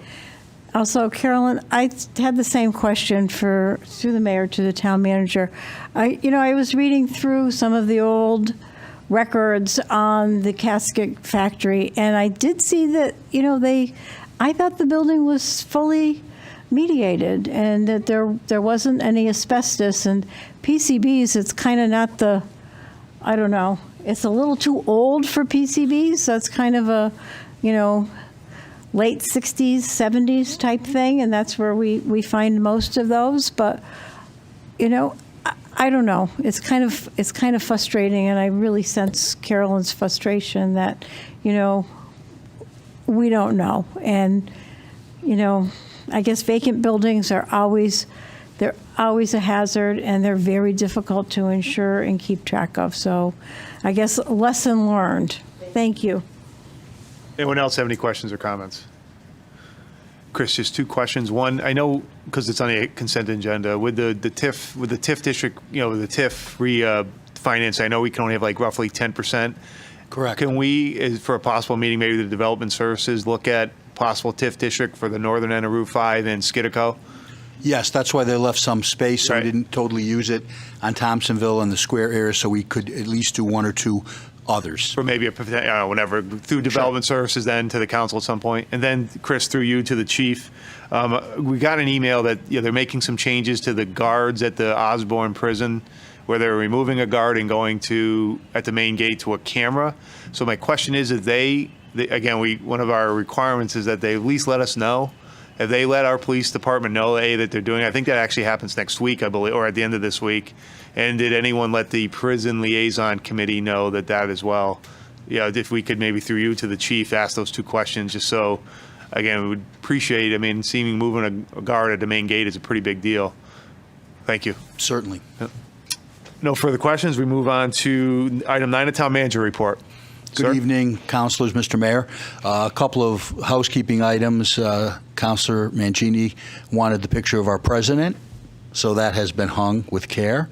We'll give you a little notice so you can beautify yourselves for the next meeting to take the council picture. So we wanted to give you a little notice. Deb, I said, well, we can do it tonight. She said, Chris, You have to let people know so they can, get a little haircut or get their hair done. I said, all right, I defer to you, Deborah. So that'll be the first meeting in May, and we'll let the photographers know, and Kasha will write this down so Deb doesn't forget. I would just say I think we are very blessed in this town that we have such great representation by our state reps and our state senator who came here this evening earlier. It was a special meeting, but they come whenever you ask them. They get involved and advocate on our behalf on all issues that affect the town of Enfield. And they did so this evening on an issue that has come up on a freight line that has been defunct for decades in town and perhaps now may be reactivated.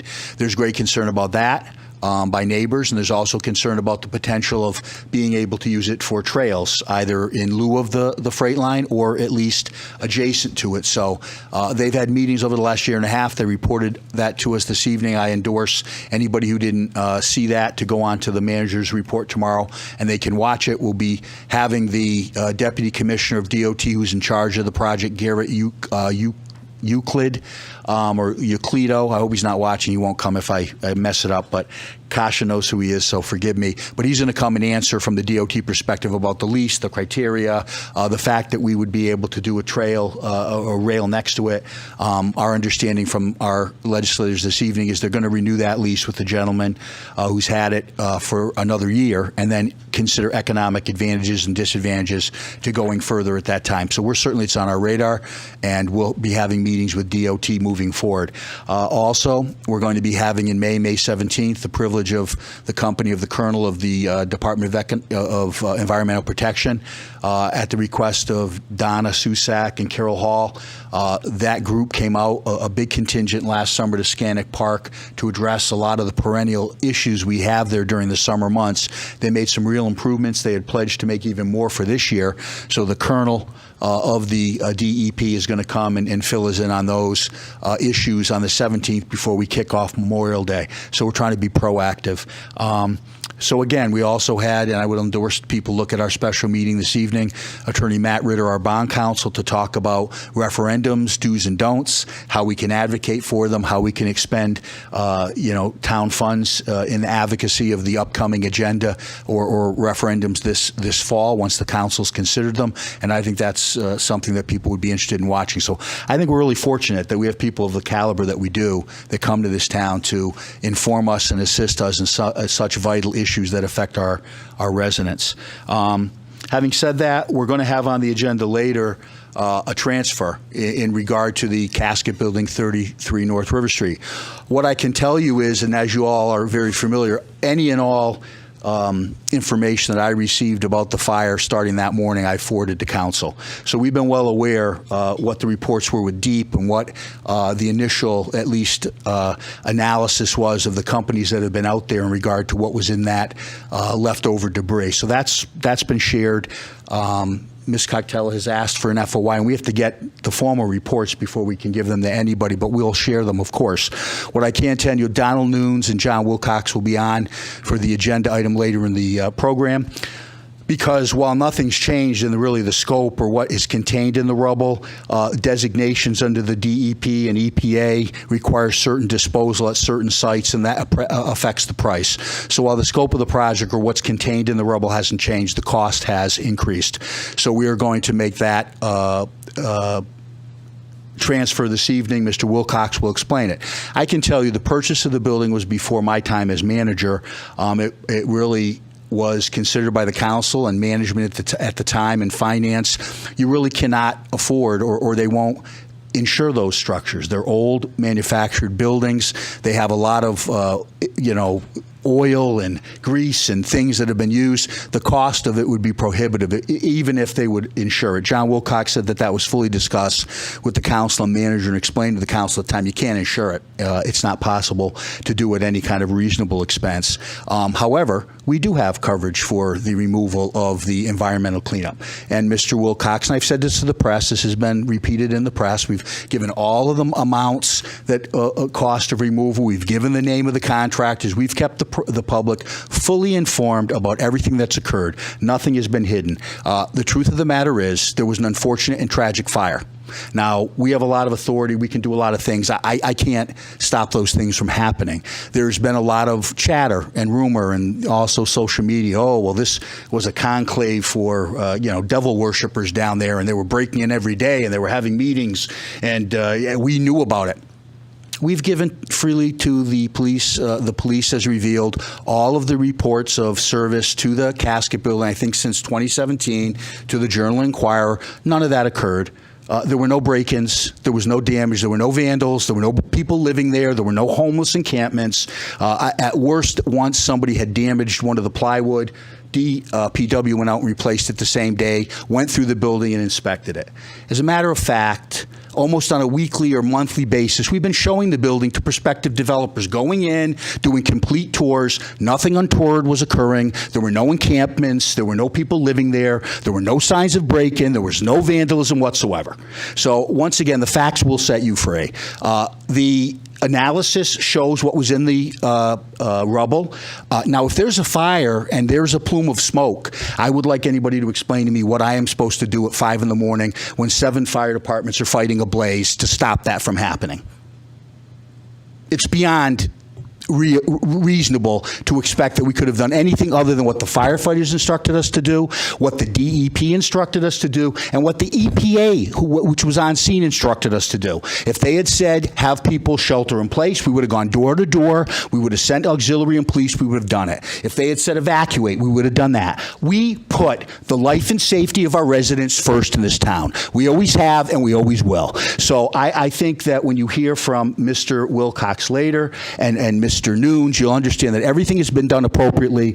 All communication that we could undertake has been done. And I do get a little animated and upset when people suggest otherwise, because you know us well enough. My 3 years here, in every circumstance, when the South River Street Bridge, we sent people door to door with handouts. We do that throughout town if there's an issue, so people will become informed. We put things on our website. I have special meetings here. I think I've done 50 for people. We discuss everything, sometimes ad nauseum, 2, 3, 4, 5 times. So if people are interested in getting the truth, the JI's written the articles. We've put out all the documents. I've kept you fully informed, and I'll continue to do so as long as I'm here. And if something else comes up, we will let you know. Thank you. Any questions for the town? Councilor Scroggs. Chris, just to give you an update here, I was driving by the Scannick River Park the other day, and I know it's not prime season or anything yet, but it was nice out. It was packed, and the cars were parked all along the bend where they're not supposed to be. And despite our heroic efforts last summer to try to get DEP to step up, I think a lot of the things the town put in place, the department did the best they could. But, in the end, it's a state of Connecticut park. And it really bothers me that we have to commit our police officer to take care of a state property because they don't have the personnel for it. So I'm glad we're going to have a meeting about it.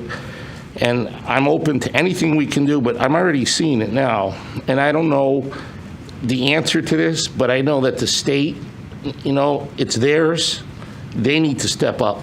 So just a heads up on it. Thank you. And they did step up last year to a large degree. We also then, in concert with them, they put up on their state website and on overhead signs on the highway when the park was closed. They actually assigned a ranger, which they hadn't done before.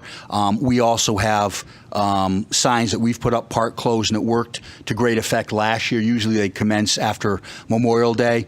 But I will remind the chief tomorrow to do what we can in the interim, as you say, Chief, when it's nice weather. It's a very small park. It's beautiful, and it attracts people from all over. So I guess that's a success, but it's also, something that it's a burden for us because they don't have the resources to properly address the concerns in the park. But every year, I will tell you that Donna Susak, Carol Hall, other members, they call me, they talk, we have meetings there. This year, we're just doing it sooner than later to hope to try to preempt it a little bit. But thank you for your report from the field. Any other questions for the town manager? Moving on to item 10, the town attorney report. Welcome, sir. Mr. Mayor, there is no public report this evening. Any questions for the town attorney? Off the hook, there are none. We move on to item 11, any report of special committees. Councilor Muller, then Councilor Ungary. I have a quick update on JFK through the mayor, through Chris. Paul, Could I have the next slide, please?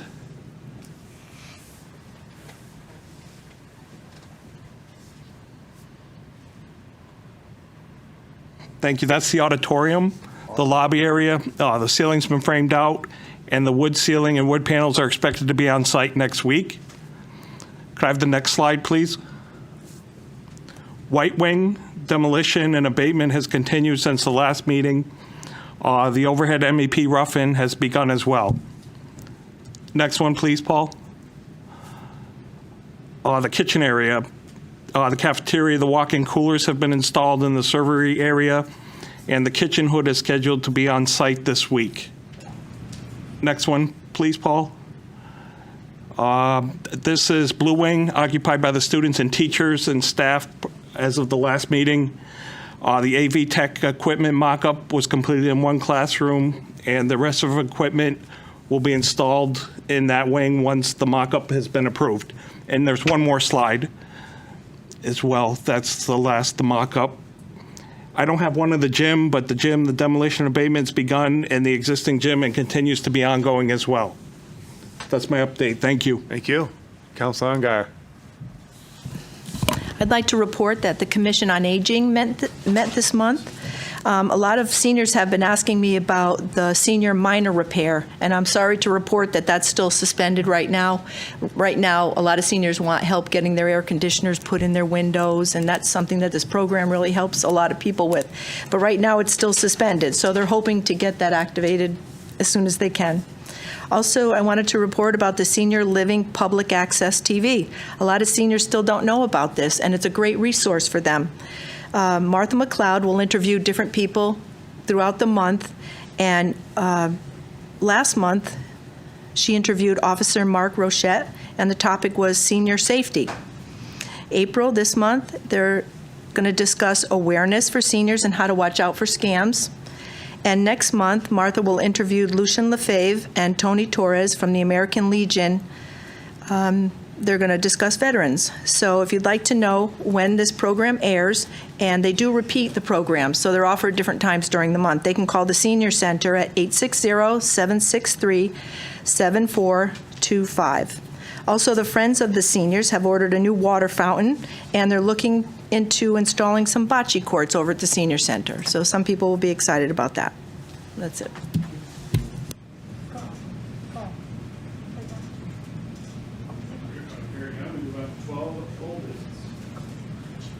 Page 1, item A, 81 stays on the table. Move to the top of page 2 under old business, items 2 to 14, again remain on the table. Top of page 3, items 15 and 16, again remain on the table. Item B, appointment of town manager, council approved, 1 through 11 on page 3, again. Oops, sorry about that. Again, remain on the table.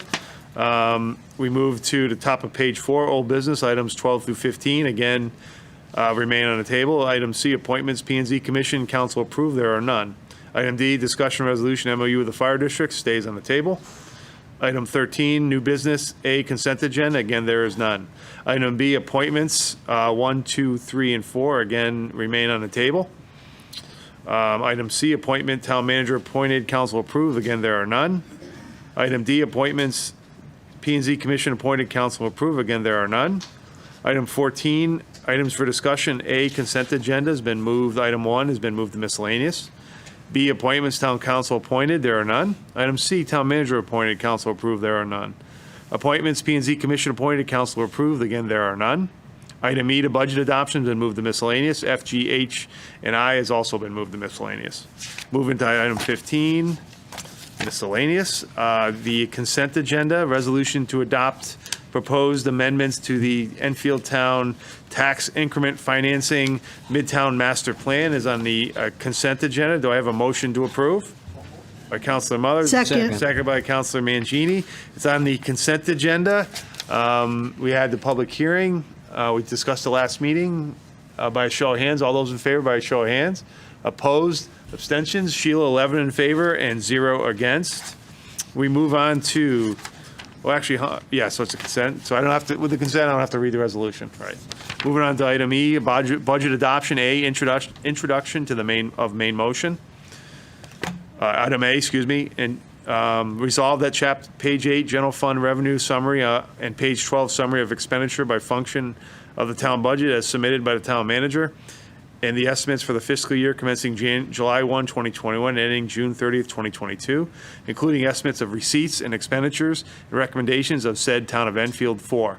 Water pollution control, pages 72, 74 through 79. Social Services Fund, pages 82 through 85, 87 through 106. Department of Library Fund, pages 108 and 110 through 119. Insurance funds, pages 122 and 123 through 124. Information Technology Fund, pages 130 and 132 through 137. The Dog Fund, pages 140 and 141 to 142. The Emergency Medical Services, pages 144, 146 through 149. The Capital Improvement Funds, pages 152 through 160, be accepted and approved along with the amendments specified on the attached schedule by the Town Council of the Town of Enfield, submitted on April 12, 2021 by the Finance and Town Manager. So moved. By Councilor Second. Muller, seconded by Councilor Crissati. Any discussion on the motion? Hearing none, roll call, please, Sheila. Councilor Sofraza. 4. Deputy Mayor Suzak. 4. Councilor Ungary. 4. Councilor Bosco. 4. Councilor Sakala. 4. Councilor Crissati. 4. Councilor Hemler. 4.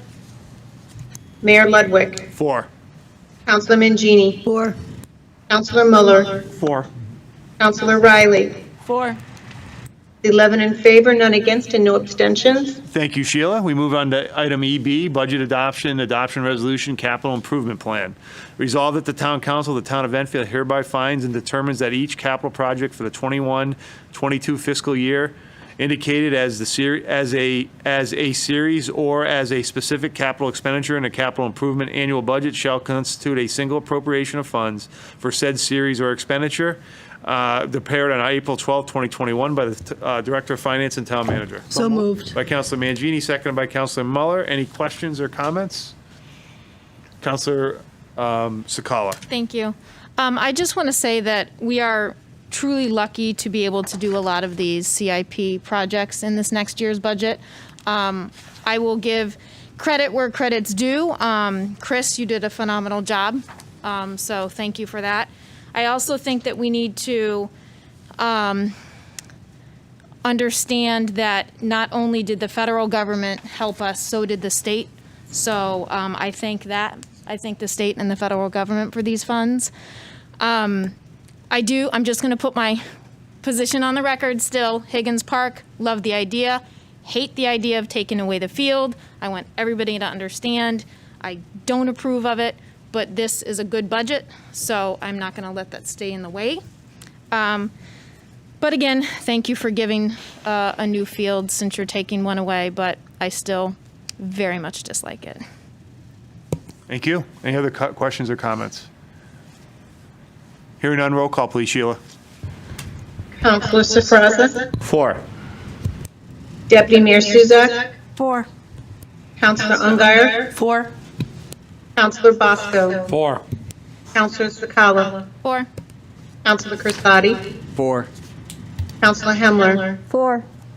Mayor Ludwig. 4. Councilor Mangini. 4. Councilor Muller. 4. Councilor Riley. 4. 11 in favor, none against, and no abstentions. Thank you, Sheila. Item EC, under miscellaneous, budget adoption, adopt resolution, education block grant. Resolved that the town school's budget adopted by the town council in an amount of $72,109,522 included the anticipated revenue of $29,185,914 from the education block cost-sharing grant and special education grant submitted on April 12, 2021 by our Director of Finance and Town Manager. So moved. Second. Seconded by, motion by Councilor Muller, seconded by Councilor Sakala. Any questions or comments? I just want to state, Chris, just reiterate, just as we did this year, if there actually is more money that the state allocates to the ECS cost grant, as we did this year of, I think, $400,000 approximately, that money will transfer, we will transfer that money at some point in the next budget year to the Board of Education, as we've done, I think, for the last 3 budgets. So again, that's part of this.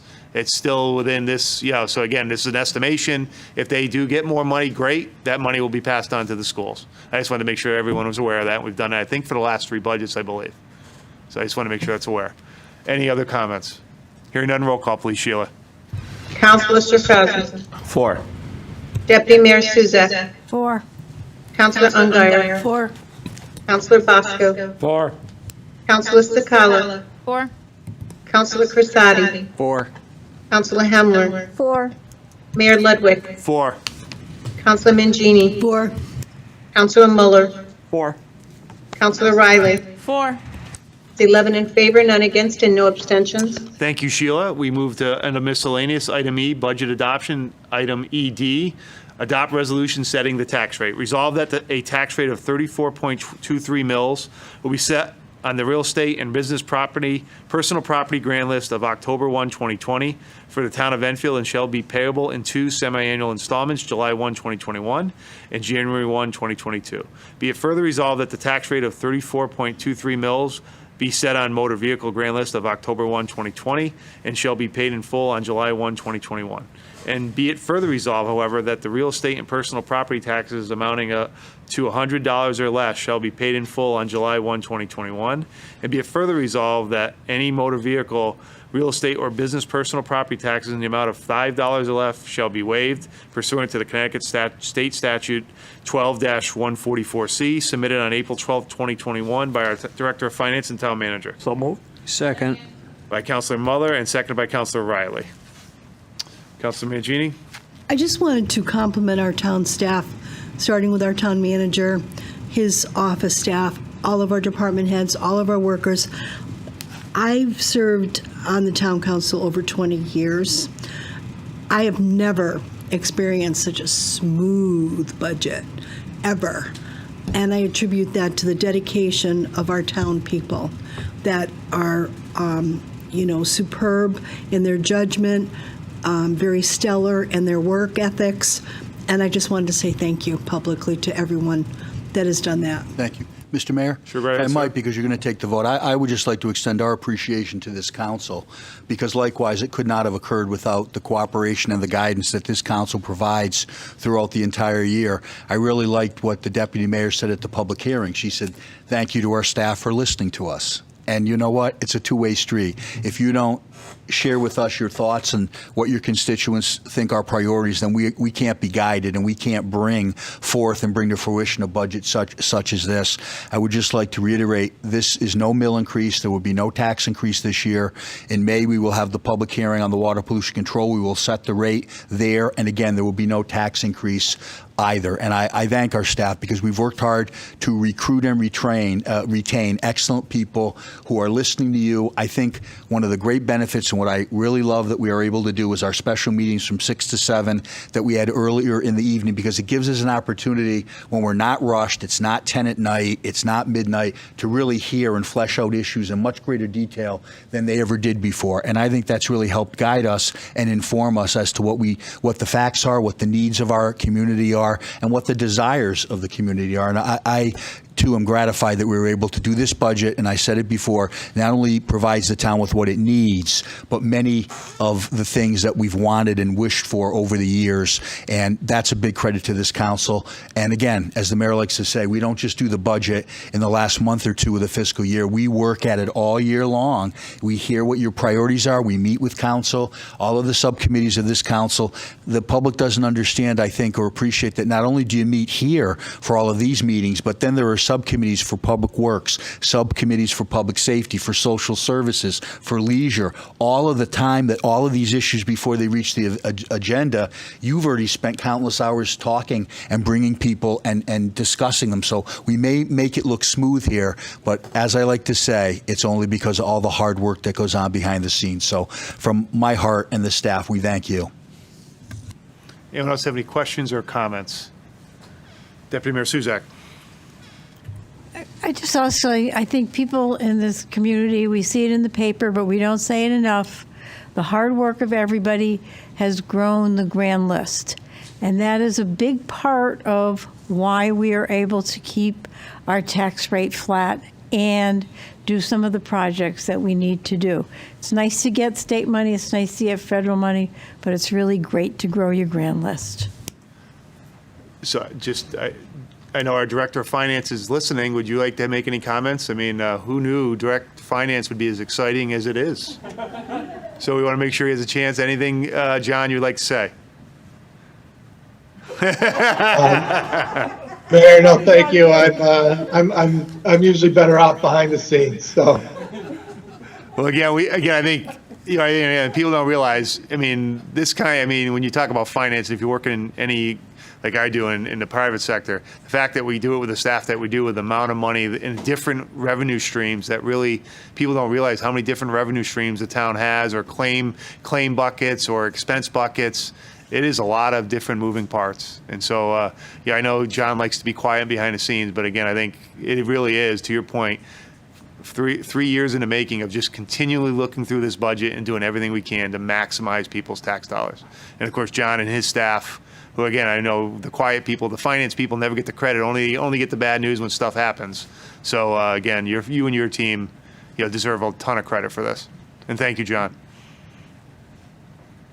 Any words of wisdom? Any words of wisdom? No, I think I'm all set. Thank you, sir. Roll call, please, Sheila. Councilor Shperaza. 4. Deputy Mayor Suzak. 4. Councilor Ungary. 4. Councilor Bosco. 4. Councilor Sakala. 4. Councilor Crisati. 4. Councilor Hemler. 4. Mayor Ludwig. 4.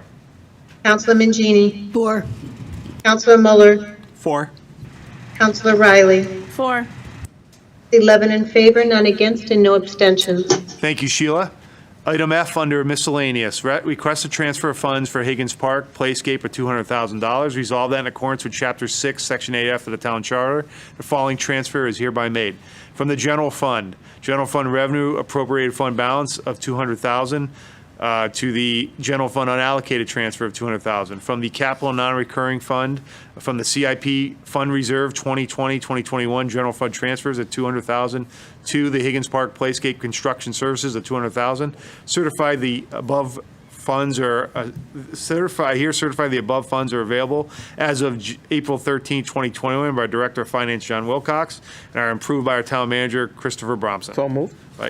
By Councilor Muller, seconded by Deputy Mayor Suzak. Obviously, very exciting. So I won't take your thunder. It is exciting, and to Donna's point, this is a thank you to our residents for all that they do. As she said, expanding, living in Enfield, choosing to come here, stay here, grandparents, and those who are now coming into town with young children. I'm fortunate to have, as I have told you in the past, Kasha Perciello, because she's a young mom and she has a couple of children. So she's a good indicator of who wants and what they want in a town. They want biking paths, they want trails, they want recreation and amenities. So she's been a big supporter of this. So was the council. As Donna says, going back to previous managers, Donna's the one that said to me, well, what about the Higgins Park 3 years ago? I said, what's Higgins Park?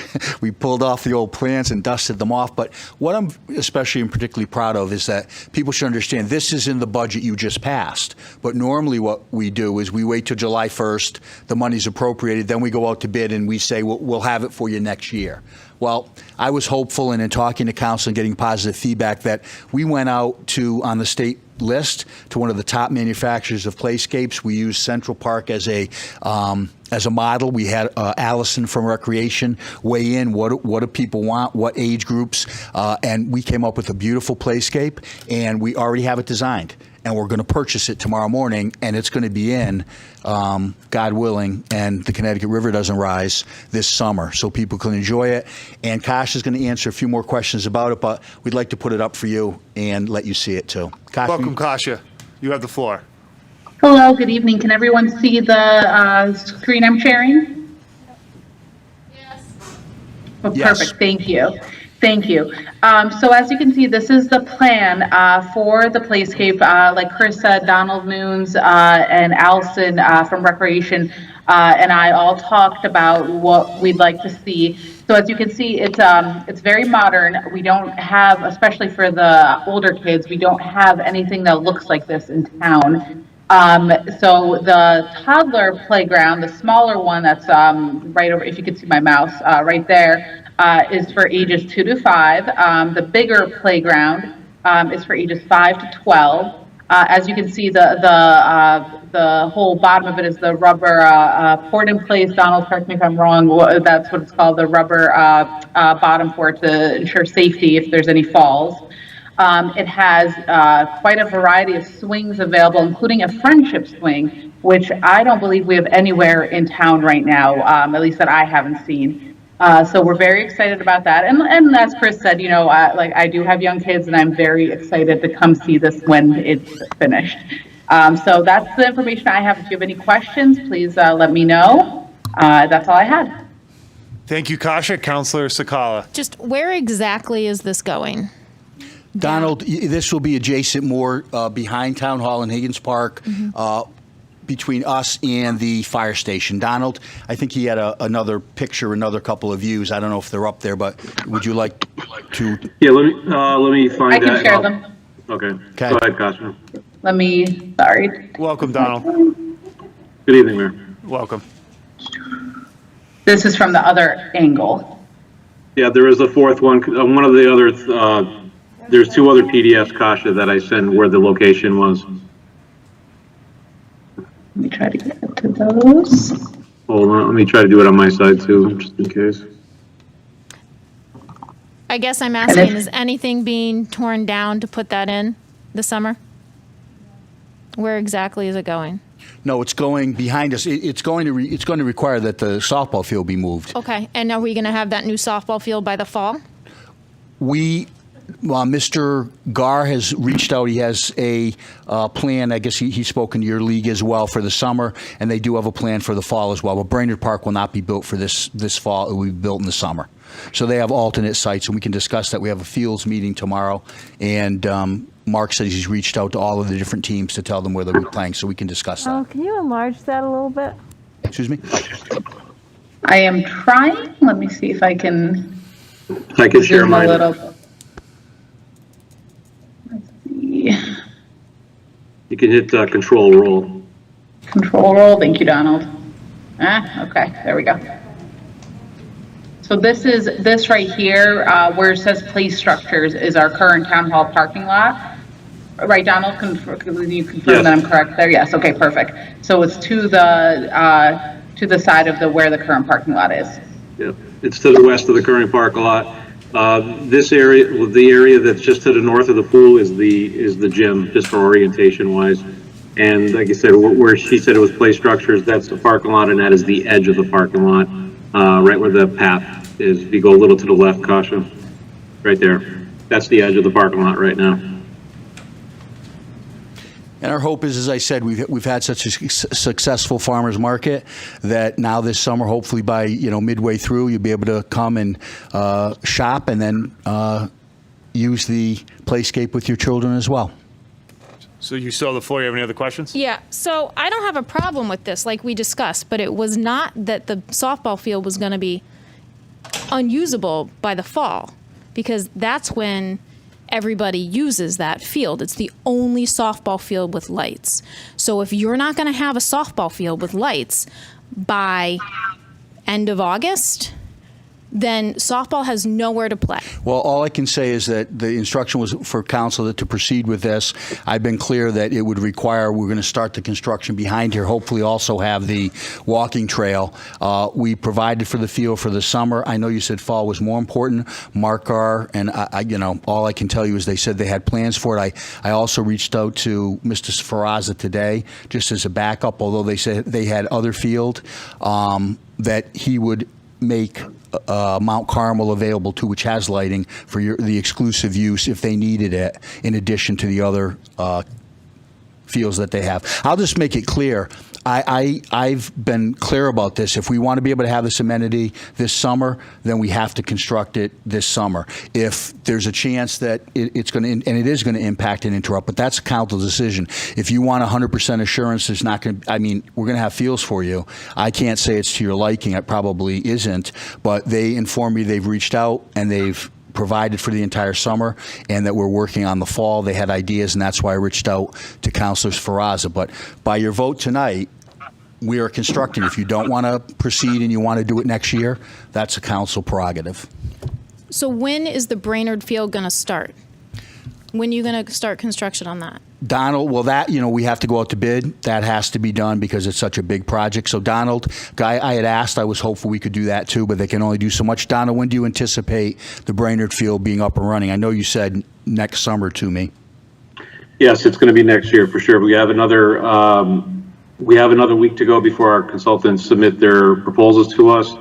And it's going to be a couple months for design. Then we may be able to start something like demolition late in the year. But then we're going to have to decide on whether we're going to put sod down to grow it in quicker. We're going to seed it. It will not be ready till next summer. Either way, it's going to be next summer. Okay, again, it's great that we have a playground. I'm all for it. But this is going to piss me off because for 2 years, I have been so clear that if you take down the only softball field in this town for softball girls and women's league, and if the high school ever uses it and they use it for senior night every year, we don't have a place to play. They don't have a place to play. And I've said it for 2 years. And for 2 years, you've said, we'll find a place. Donald, and now you're let Donald telling me for an Donald. entire fall that they are not going to have a place No, to play that's with not true. I with didn't lights. say that. I said they had the summer done. Donna, would you like to expound, please?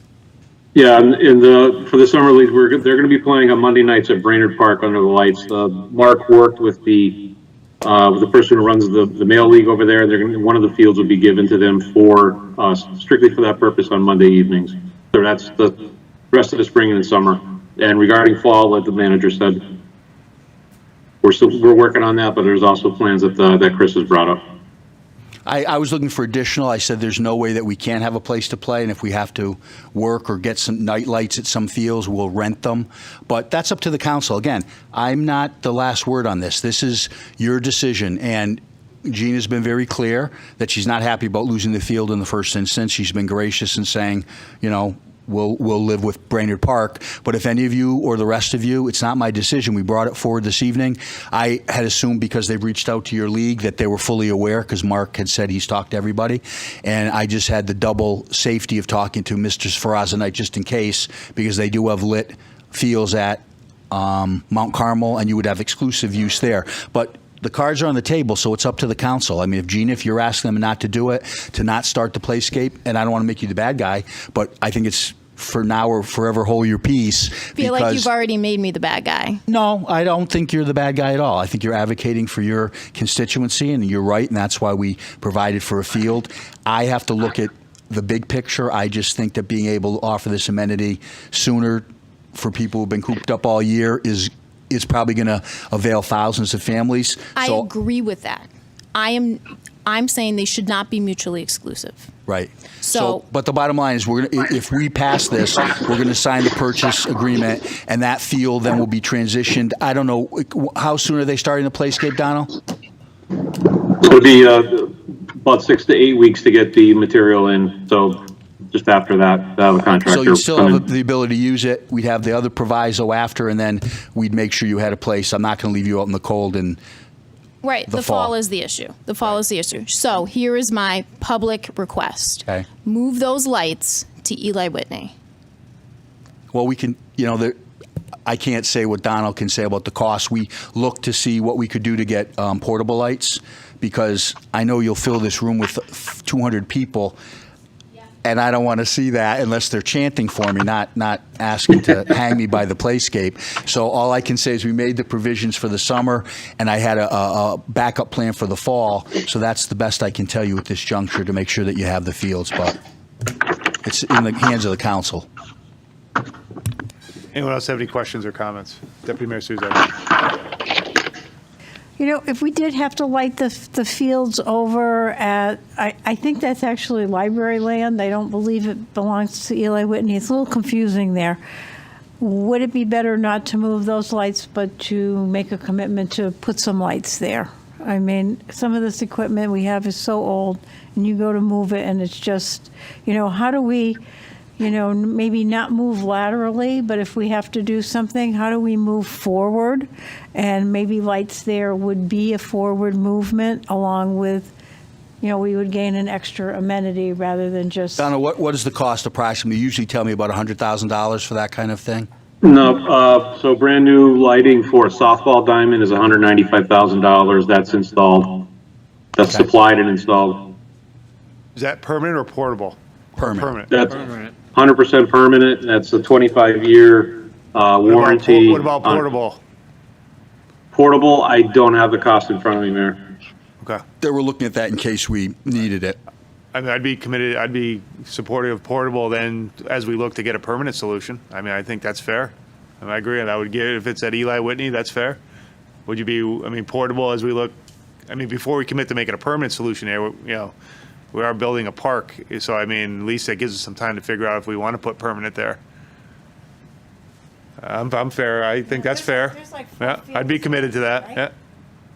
You have to understand, when we've talked about the federal money, we've not spent any of the federal money yet. Right. And we're slated to receive in the next few weeks $8 million, and they're talking about maybe on infrastructure and other things, there may be an ability to spend it. So we haven't spent a dime of that money. Publicly, Councilor Scott, I agree to portable. I would be certainly finding the money, and then if that's where we decide to make permanent, then we certainly can discuss it, but I publicly would support that. Councilor Bosco? Well, if we're going to do that, then I think maybe we should go out to some of these rental units and see if we could buy some used ones. Because if we put 2 or 3 up on a field, it's always good if we ever need them for a project, we have them. So the money we're going to spend for rental, even if it's 50% more, we'll have 3 units that we can move anywhere in town. And if we do have an emergency or disaster of some sort, the town of Enfield will have their lighting towers. In theory, we did that with the old AC units when we were doing Stowe, right? Where we looked for a permanent solution. We rented, similar idea, different situation. Right, but what you do is, we don't need to go out and buy brand new units. Right. So we can go to Kaz Equipment or one of them places and buy some good used, they're more or less late model equipment, so they're good because we're not going to run them forever. So and then that way we don't have to pay for them. So Donald, when could we have that priced out for? So let's make it publicly, so to understand Councilor Sakala's concern, so we can vote on it. Could that be May meeting, June? I don't want to put. I know you got a ton of things going on, but I want to. Oh no, it's 20. Well, per rental unit from United, it's $2,500 a piece. So we could maybe vote for a on month. that. That's $2,500 a month per unit right now for United rental. Would you, if we are amenable to a May meeting, to vote on that? Well, we'll look. Let me just say, you could probably buy used light tower for $7,500. So that's why I'm saying, well, if we're going to do 3 right. months of rental, we might as well purchase the used light tower, and then we have them multiple times. So if you're going to go look for that, I want to see what prices of relatively late modeled used equipment, so we can leave them in our arsenal when we do have a problem. And we'll look at that. I was comfortable. We had a plan for the summer, and that we were addressing the fall either with portable, so we weren't going to leave them out in the cold, and then in the fall say, "Ha, you don't have a field now." I didn't think that would work. So again, that's why I reached out to Councilor Sferaza. That's still an option. I've talked to Councilor Sakala about, because that may be a better field with lights, and we were going to upgrade it to a degree to use. So we'll meet with you, and we'll talk about it and see which one that you're comfortable with, and we'll get the information on the rental of lights or purchase, and we can discuss that in the second meeting in May. Perfect. Councilor Sakala, go ahead. That's fine. I appreciate it. You should have called me first, not tonight. Okay? I answer to the entire council. I'm not saying I'm the only one, but I'm saying if you're saying that you had this and you were talking to Carl about what could happen in the fall, you could have called and let me know. That's fine, but I think accommodated all the counselors on this. It'd be a lot easier for me to sit back and not try to get things done quickly for the community. But when they told me they had the summer worked out, they've reached out to your group and they knew. I assumed that you knew. Sometimes I can't talk to each and every counselor on each and every issue every day. And the only reason I reached out to Councilors Ferrazza was because I said, I want a backup plan just in case, because it might be a better alternative for you. And I knew you were interested in it before. And I usually try to call people on their individual issues. So, Council Sferrazza. Yeah, I just wanted on the record here that got a call from Chris today, not prior to this, and if we offered it in the spirit that the town could use it because the public uses it now, and there's no fee, there's no money being made here, so it was just meant to be helpful. If they want to do it, fine. If not, that's okay. and again, like I said, I meant no offense. It's just that I thought they had it covered, but I wanted to have a backup in case you would rather have that. So, Any other questions or comments? Hearing none, roll call, please, Sheila. that sort of took the fun out of the evening. Councilor Sferrazza? 4. Deputy Mayor Suzak? 4. Councilor Ungary? 4. Councilor Bosco? 4. Councilor Sakala? 4. Councilor Crisati? 4. Councilor Hemler? 4. Mayor Ludwig? 4. Councilor Mangini? 4. Councilor Muller? 4. Councilor Riley? 4. That's 11 in favor, none against, and no abstentions. Thank you, Sheila. Item G under miscellaneous, discussion resolution, requested transfer of funds for Edgar Parkman School splash pad of $100,000. Resolve that in accordance with Chapter 6, Section AF for the Town Charter, the following transfer is hereby made. From the general fund revenue appropriated fund balance. From CIP fund revenue fiscal year 2020 to 2021, general fund transfers in of $100,000. 2, general fund unallocated transfer capital and splash pad Parkman construction services of $100,000. Certified that the above funds are available as of April 13, 2021 by our Director of Finance, John Wilcox. Approved by the Town Manager, Chris Bromson. So moved. By Councilor Muller. Seconded by Councilor Riley. So this might be, I think, the most exciting thing we've done in 25 years to the kids of this town. I mean, I think every counselor, no matter where they live, has been asked for a splash pad in the last who knows how many years. So this is a pretty, I mean, in my opinion, this is a big deal. So I think it's exciting. Likewise, we started earlier. We started weeks ago, hopeful that the council, and I think we thought that you would all be in favor of this. So again, they're the individual who's doing the final design, and again, we're doing state-of-the-art, one of the finest, but the actual schematics will bring forth to you before they actually do it. There are, again, some options, but they don't diverge from that much. So when that's available, we'll bring it back to you in May. But again, we're doing this. This is, again, in the budget. This isn't a separate expenditure like the last one. It's in the budget. We're just doing it earlier so that we can have it this summer. And we'll start with Parkman. And we showed a rendering last time of what they look like. I think it is very exciting. And hopefully we'll be able to have it this summer. Maybe what we'll do, just for mea culpa, we'll have a dunk tank and Gina can have 5-3 throws at me. Well, and remember, the goal is, the reason why we're doing this tonight is to have this ready for the kids this summer. I mean, the kids have been through a lot through this, as everyone has, but we forget how hard this has been on our kids. So, I mean, that's why we're doing this, so everyone knows. And I'll just say personally, I've still not forgotten when two and a half years ago when I went to read a book over at Enfield Street School, and the kids all wrote me cards asking me for a splash park. So the kids at Enfield Street School, I remembered. And I think everyone else in this council has as well. And it's exciting. This is something that I know every single one of us has been asked by somebody in this town at some point. I don't care who it is, what their politics are. We've all been asked this, and this is in my opinion, this is the most exciting thing. Maybe I shouldn't get excited about. I love the chess club actually a little bit more than this, but this is very exciting. This is very exciting. So any comments or questions, Councilor Riley? Yeah. I just want to give a big thank you to everybody who made this possible. Ever since my kids entered the school community in town, I've been hearing about this splash pad, and I jumped right on that bandwagon. I was like, yeah, splash pad, that'd be great. And I am in awe that this is actually happening, and I just want to thank everybody who voted for it, everybody who put their time and effort into getting this going, and especially getting it going so fast. Just thank you. This is a home run for the kids. Thanks. Deputy Mayor Suzak, then Councilor Muller. You know, This started like 5 years ago. In my house, I had Kite, I had, Amy Whitrow, I had, Two Moms on a Mission, and I brought it forward, and I don't know, I get slapped down for more things, and Chris has brought them through as initiatives, and I think it's great because I didn't have to do a thing. I'm really excited over this, and I just have one question. Is it a water recirculating one, or is it a constant flow?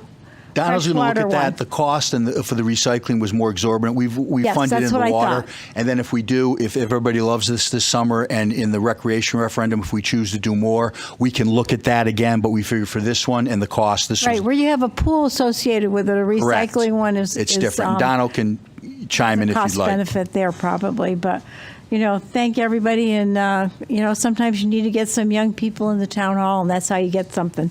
Thanks, Kasha. Councilor Muller. Thanks. This is really good news for the residents of Enfield. When my kids were little, the closest one is Hamden, Mass.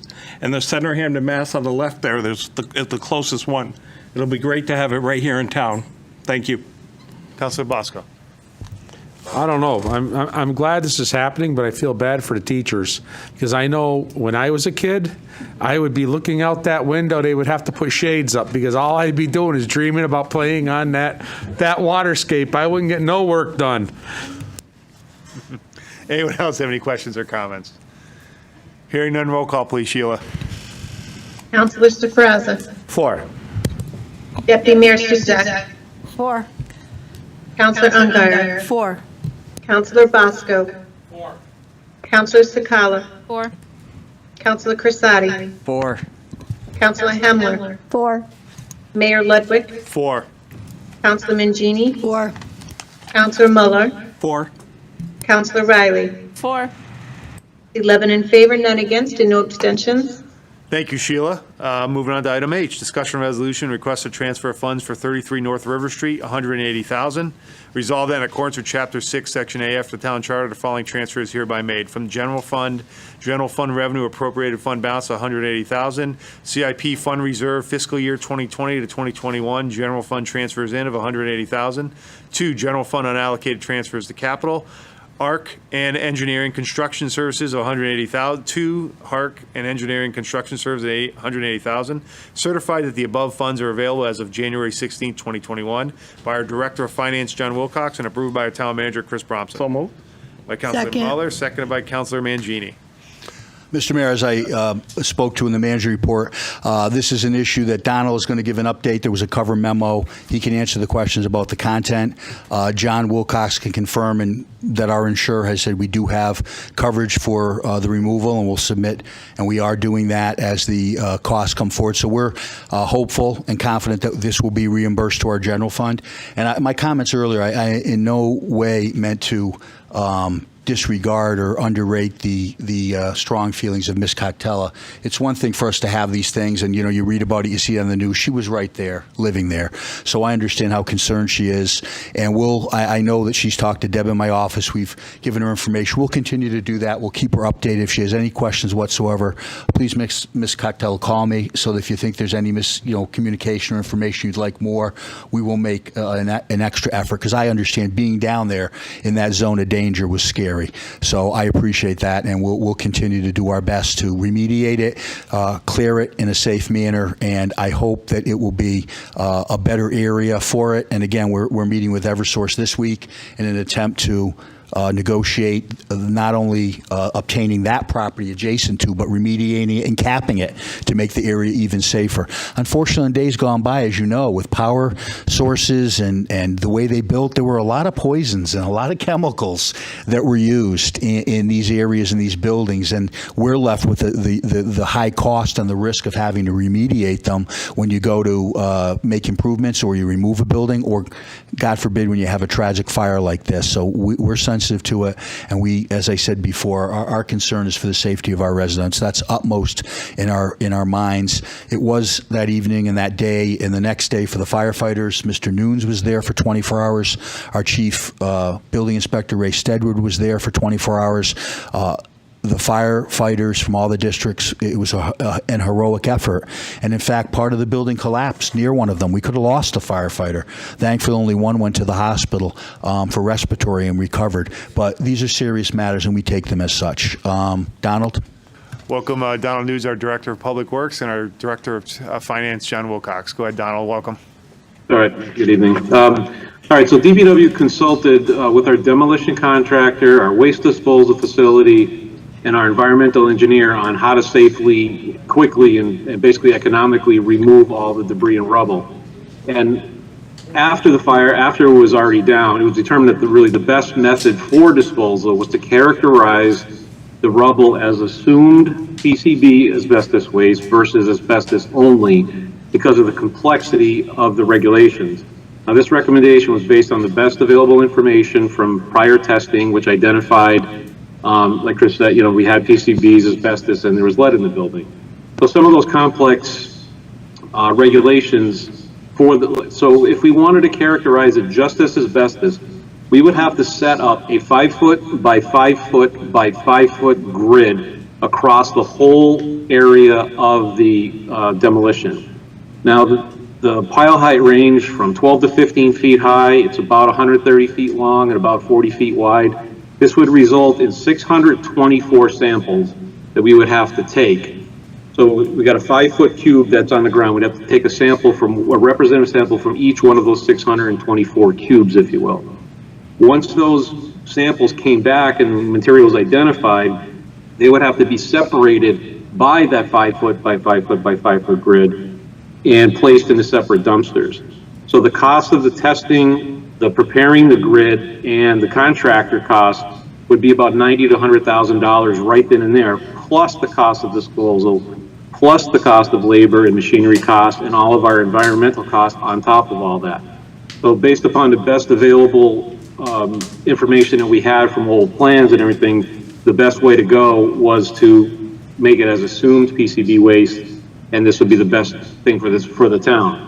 Now, at the time, like I said, the best available information, we came up with quantities that we thought were accurate and cut the PO accordingly. But again, the amount of material changed, and that classification from asbestos to assumed PCB asbestos, that's the cost driver on this. So to answer a question from before, our air monitoring that we have set up during the removal process so far, there has been no exceedances or on any thresholds of any kind. So the air is within all of our ranges that are identified through the Department of Public Health's alternative work plan. So we're on board. We're spot on with that, and there's been no exceedances during the removal process. So that's what I have. Thank you, Donald. Thank you, Donald. John, I don't know if you want to add anything. I really don't have anything to add on the technical aspects of it. But on the insurance reimbursement, we did get a letter determining the coverages from Chubb, which is our environmental pollution coverage. And I do not know exactly what items are going to be reimbursed. I don't know if there will be any disallowed items. So what we did was we took 100% of it out of fund balance, and I'm not budgeting for any revenue. So when any monies come back from insurance reimbursement, those will go back into fund balance to replenish some or all of what was taken out. Yeah, makes sense. Thank you, John. I appreciate that. Any questions for Donald or John on this?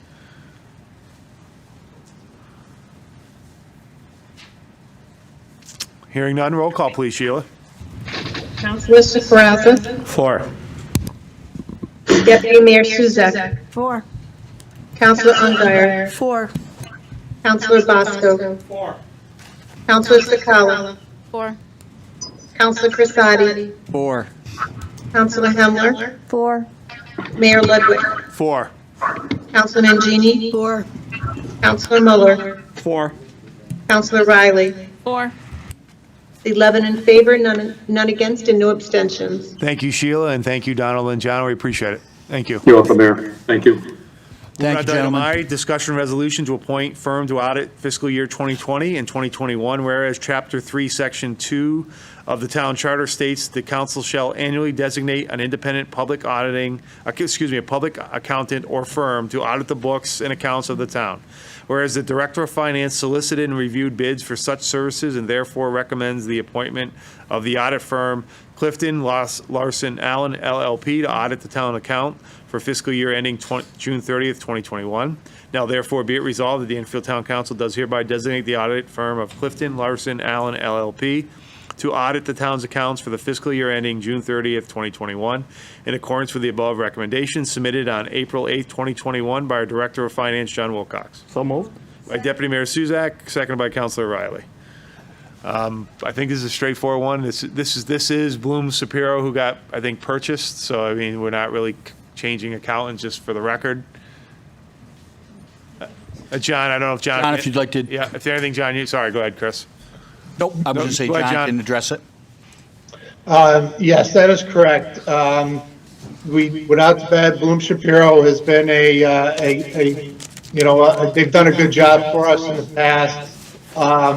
And they merged with this new firm, and they've agreed to meet the original proposal request, or their original proposal terms. So we feel that it's acceptable to go, rather than go out to bid again, we would just approve that for the next year. Thank you, John. Any questions? Deputy Mayor Suzak? John, this is a 3-year bid that we received. So is this the year 3 of their 3rd year? That's correct, yes. And we can go out to bid again, and if they're the best bidder, they can still be accepted again. I remember we switched, and that was just like a horror. Yes. That, I think, it's going to be a little bit tricky on that. I think that hopefully we would be able to use them again. If they're the only bidder, state law requires us to have an audit every year. So I think that state law would overrule our charter in that case, but I'd have to check with the town attorney's office just to confirm that. I thought We'll cross that bridge when we get to it. But I thought we already did that. We didn't? Okay. No, we thought we terminated did. the other one because we Okay. were dissatisfied and Right. brought them on. Okay. But there is a provision that you have to alternate, but we'll look at it. Any other questions or comments? John, anything else? I have nothing further. Thank you, sir. Sheila, roll call, please. Councilor Safraza? 4. Deputy Mayor Suzak? 4. Councilor Ungary? 4. Councilor Bosco? 4. Councilor Sakala? 4. Councilor Crisati? 4. Councilor Hemler? 4. Mayor Ludwig? 4. Councilor Mangini? 4. Councilor Mueller? 4. Councilor Riley? 4. 11 in favor, none against, and no abstentions. Thank you, Sheila.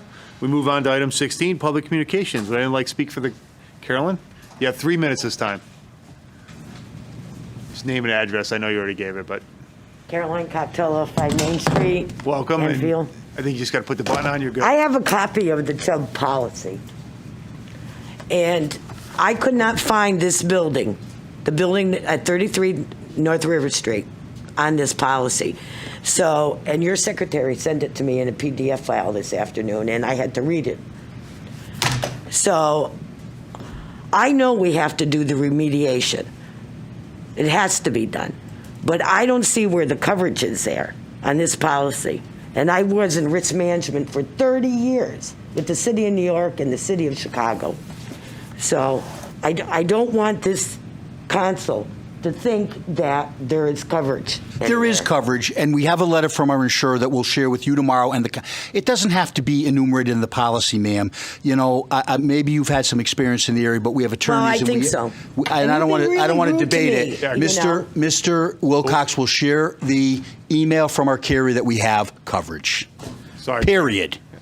Yeah. Carolyn. Because he is not very nice to people. You know? I'm trying to protect the people in my area. I never said anything against you or anybody else that was doing the work. All I said was we never got any communication on anything. And normally you would at least give a leaflet to everybody in the area. We have people with babies in Bigelow, and they had their windows open. I didn't expect people to work when the plume was going up and the fire. But 4 or 5 days later, they should have told people it was asbestos and PCBs.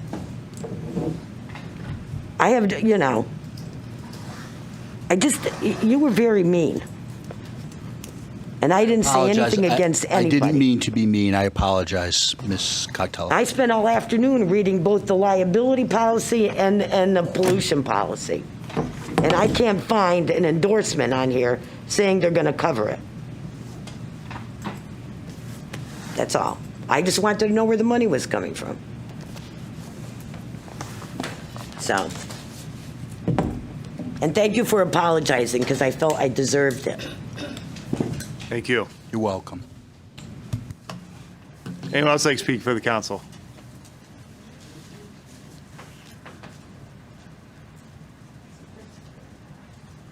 Welcome. Marie Pisner, 25 Roy Street. I really wasn't going to talk tonight. I really just came for education on the bonding, and I did look over the budget, and I just wanted to see how everybody was going to vote. And I have to say, I want to compliment every town councilor and the staff, because to have a budget with no tax increase is amazing. I mean, it's just amazing. But to see what's in it and the amenities that the town is going to get and the upgrades that we're going to be able to do is just phenomenal. So you all deserve such a round of applause. And I just hope that the residents of Enfield appreciate the hard work and dedication that has gone in. This last year has been so difficult on everybody. Everybody has felt some kind of an impact, whether it was through health or through finances. Everybody, mental, everybody had an impact this last year. So to be able to have a splash park and to have the farmers market come back, I think is great. I do have to say, Gina, I side with you. I cannot wait for Higgins Park. But I did say when the plan first came out, when we talked about it at a couple of the commissions I'm on, that it was heartbreaking that they had to take the field out. But I know we can't have everything. But Higgins Field has, the softball park has just been an icon for downtown. And, everybody plays there, and there's senior nights under the lights. And, and so I do feel for it. And I really wish we could have worked around it, but I know we can't have everything. And I know we will accommodate, and there'll be another space that we can go and watch our girls play. And but again, I just could not leave tonight without saying thank you. I look forward to going to the splash park with my granddaughter. It should be a lot of fun. So again, thank you for all you do. Thank you. It's greatly appreciated.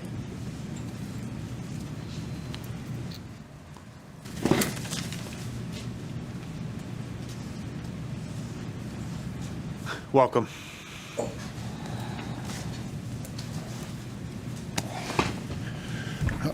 Walter Cruzel. I'm going to play two roles today. So Walter Cruzel, Board of Ed Chairman, 21 Charlie Road.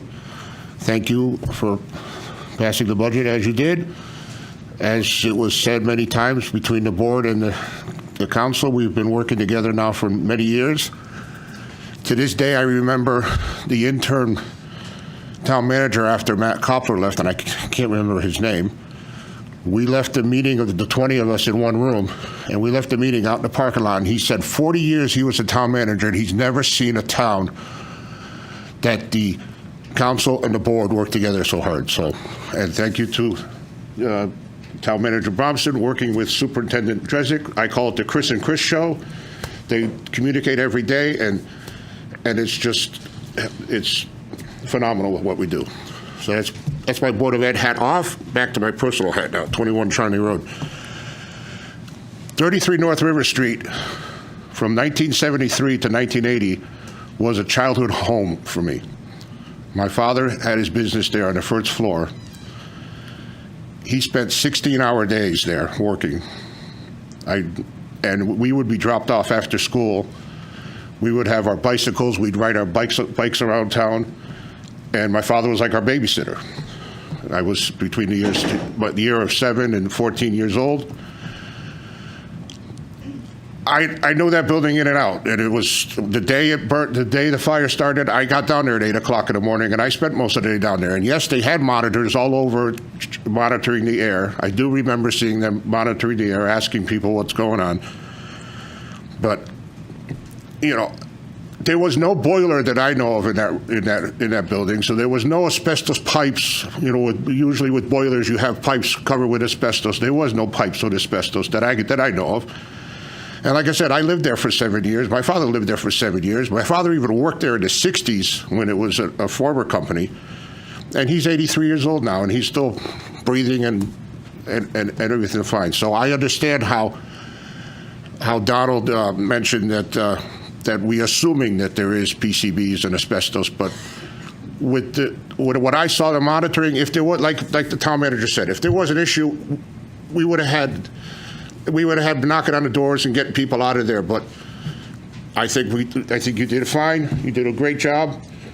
The sermon you had during your town manager's report was great, and I understand people, you know, but like you said, not all amendments say what is covered, what's not covered, and you're doing what you can to protect the town in any way. So I thank you for that.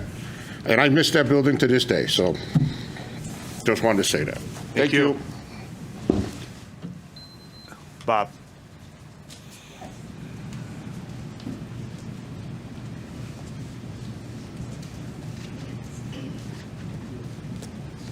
Welcome. Thank you, Mike. I'll be calm. I won't get upset. Chris. Welcome. Thank you, Bob T-Katz. You know, back in '57, when Finest built their grocery store on Enfield Street to leave downtown Thompsonville because of the parking meters, the police were relentless giving out parking tickets. That's why A&P moved out of Thompsonville. That's why Finest built their new store. And that's where I started working my first full-time job in 1957. But you know, for a town to prosper and grow, you have to have people. You have to have growth. This town does not have growth. The state does not have growth. The state has lost 30,000 people since the peak of 2013. Also, the state from birth to 19 has lost 114,000 children. There was an editorial in the New Haven Register, where is Connecticut's children gone? They disappeared. They're not here. So we have no growth in our schools. The schools are declining. The peak of the population is in their 50s and 60s. We have an old population. It's growing older and older. There's few people coming in that are coming in have no children. They're escaping New York City. Enfield population peaked in the mid-'70s with over 50,000 between census. It was called the All-American City. They won an award, but it's been declining since. Now, the prison population in 2010 census was over 3,000. And 2008 was the peak prison population of 19,000. Now it's about 8,000. And we still have the highest incarceration rate, 500 per 100,000. Massachusetts, 150 per 100,000. So our incarceration rate's been extremely high. We've been putting people in jail for 10 years for having marijuana. And the state thinks they're going to make a lot of money from marijuana. Ronald Reagan started the expression that it was the gateway drug in the 80s when he had the war on drugs. We're losing the war on drugs. There's a group of people now want to take the guns and the lasers from the police. They don't want them to carry guns anymore. So we're making wrong decisions everywhere. And this trial in Indianapolis is going to be a big statement. If he's found guilty, the police have to change their ways. And every town is having problems. There's corruption in the state police in Massachusetts. There's corruption in Springfield Police Department and the Boston Police Department. So the union controls everything. They cover everything up. It's got to stop.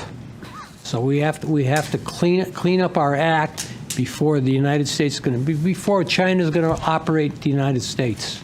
So we have to change our ways. We think what we're doing is going to help the town. Enfield has the highest mill rate for a town of the size in Connecticut, and we wonder why our house values are not what they should be, why our population is declining. So we have to change our ways, what we're doing.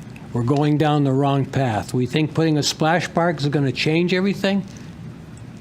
Where are the children? Children are disappearing in Enfield. Thank you. Anyone else like to speak for the council for a second time? Going once, going twice. Declare public communications closed. Item 17, councilor communications. Any count? Deputy Mayor Suzak. You know, everybody's talking about the mill rate, but I can't be so grateful as the fact that the sewer usage fees will stay the same as they were last year. That is the most complained about thing. And we're going to look at the bonding right on that, Chris. Hopefully we'll have some good news. Thanks. Any other councilor communications? Herein, do I have a motion to adjourn? Motion. Motion by Councilor Suarez, second by Councilor Mangini. All those who approve, say aye. We are adjourned. Thank you, everyone. Have a great night. Good night.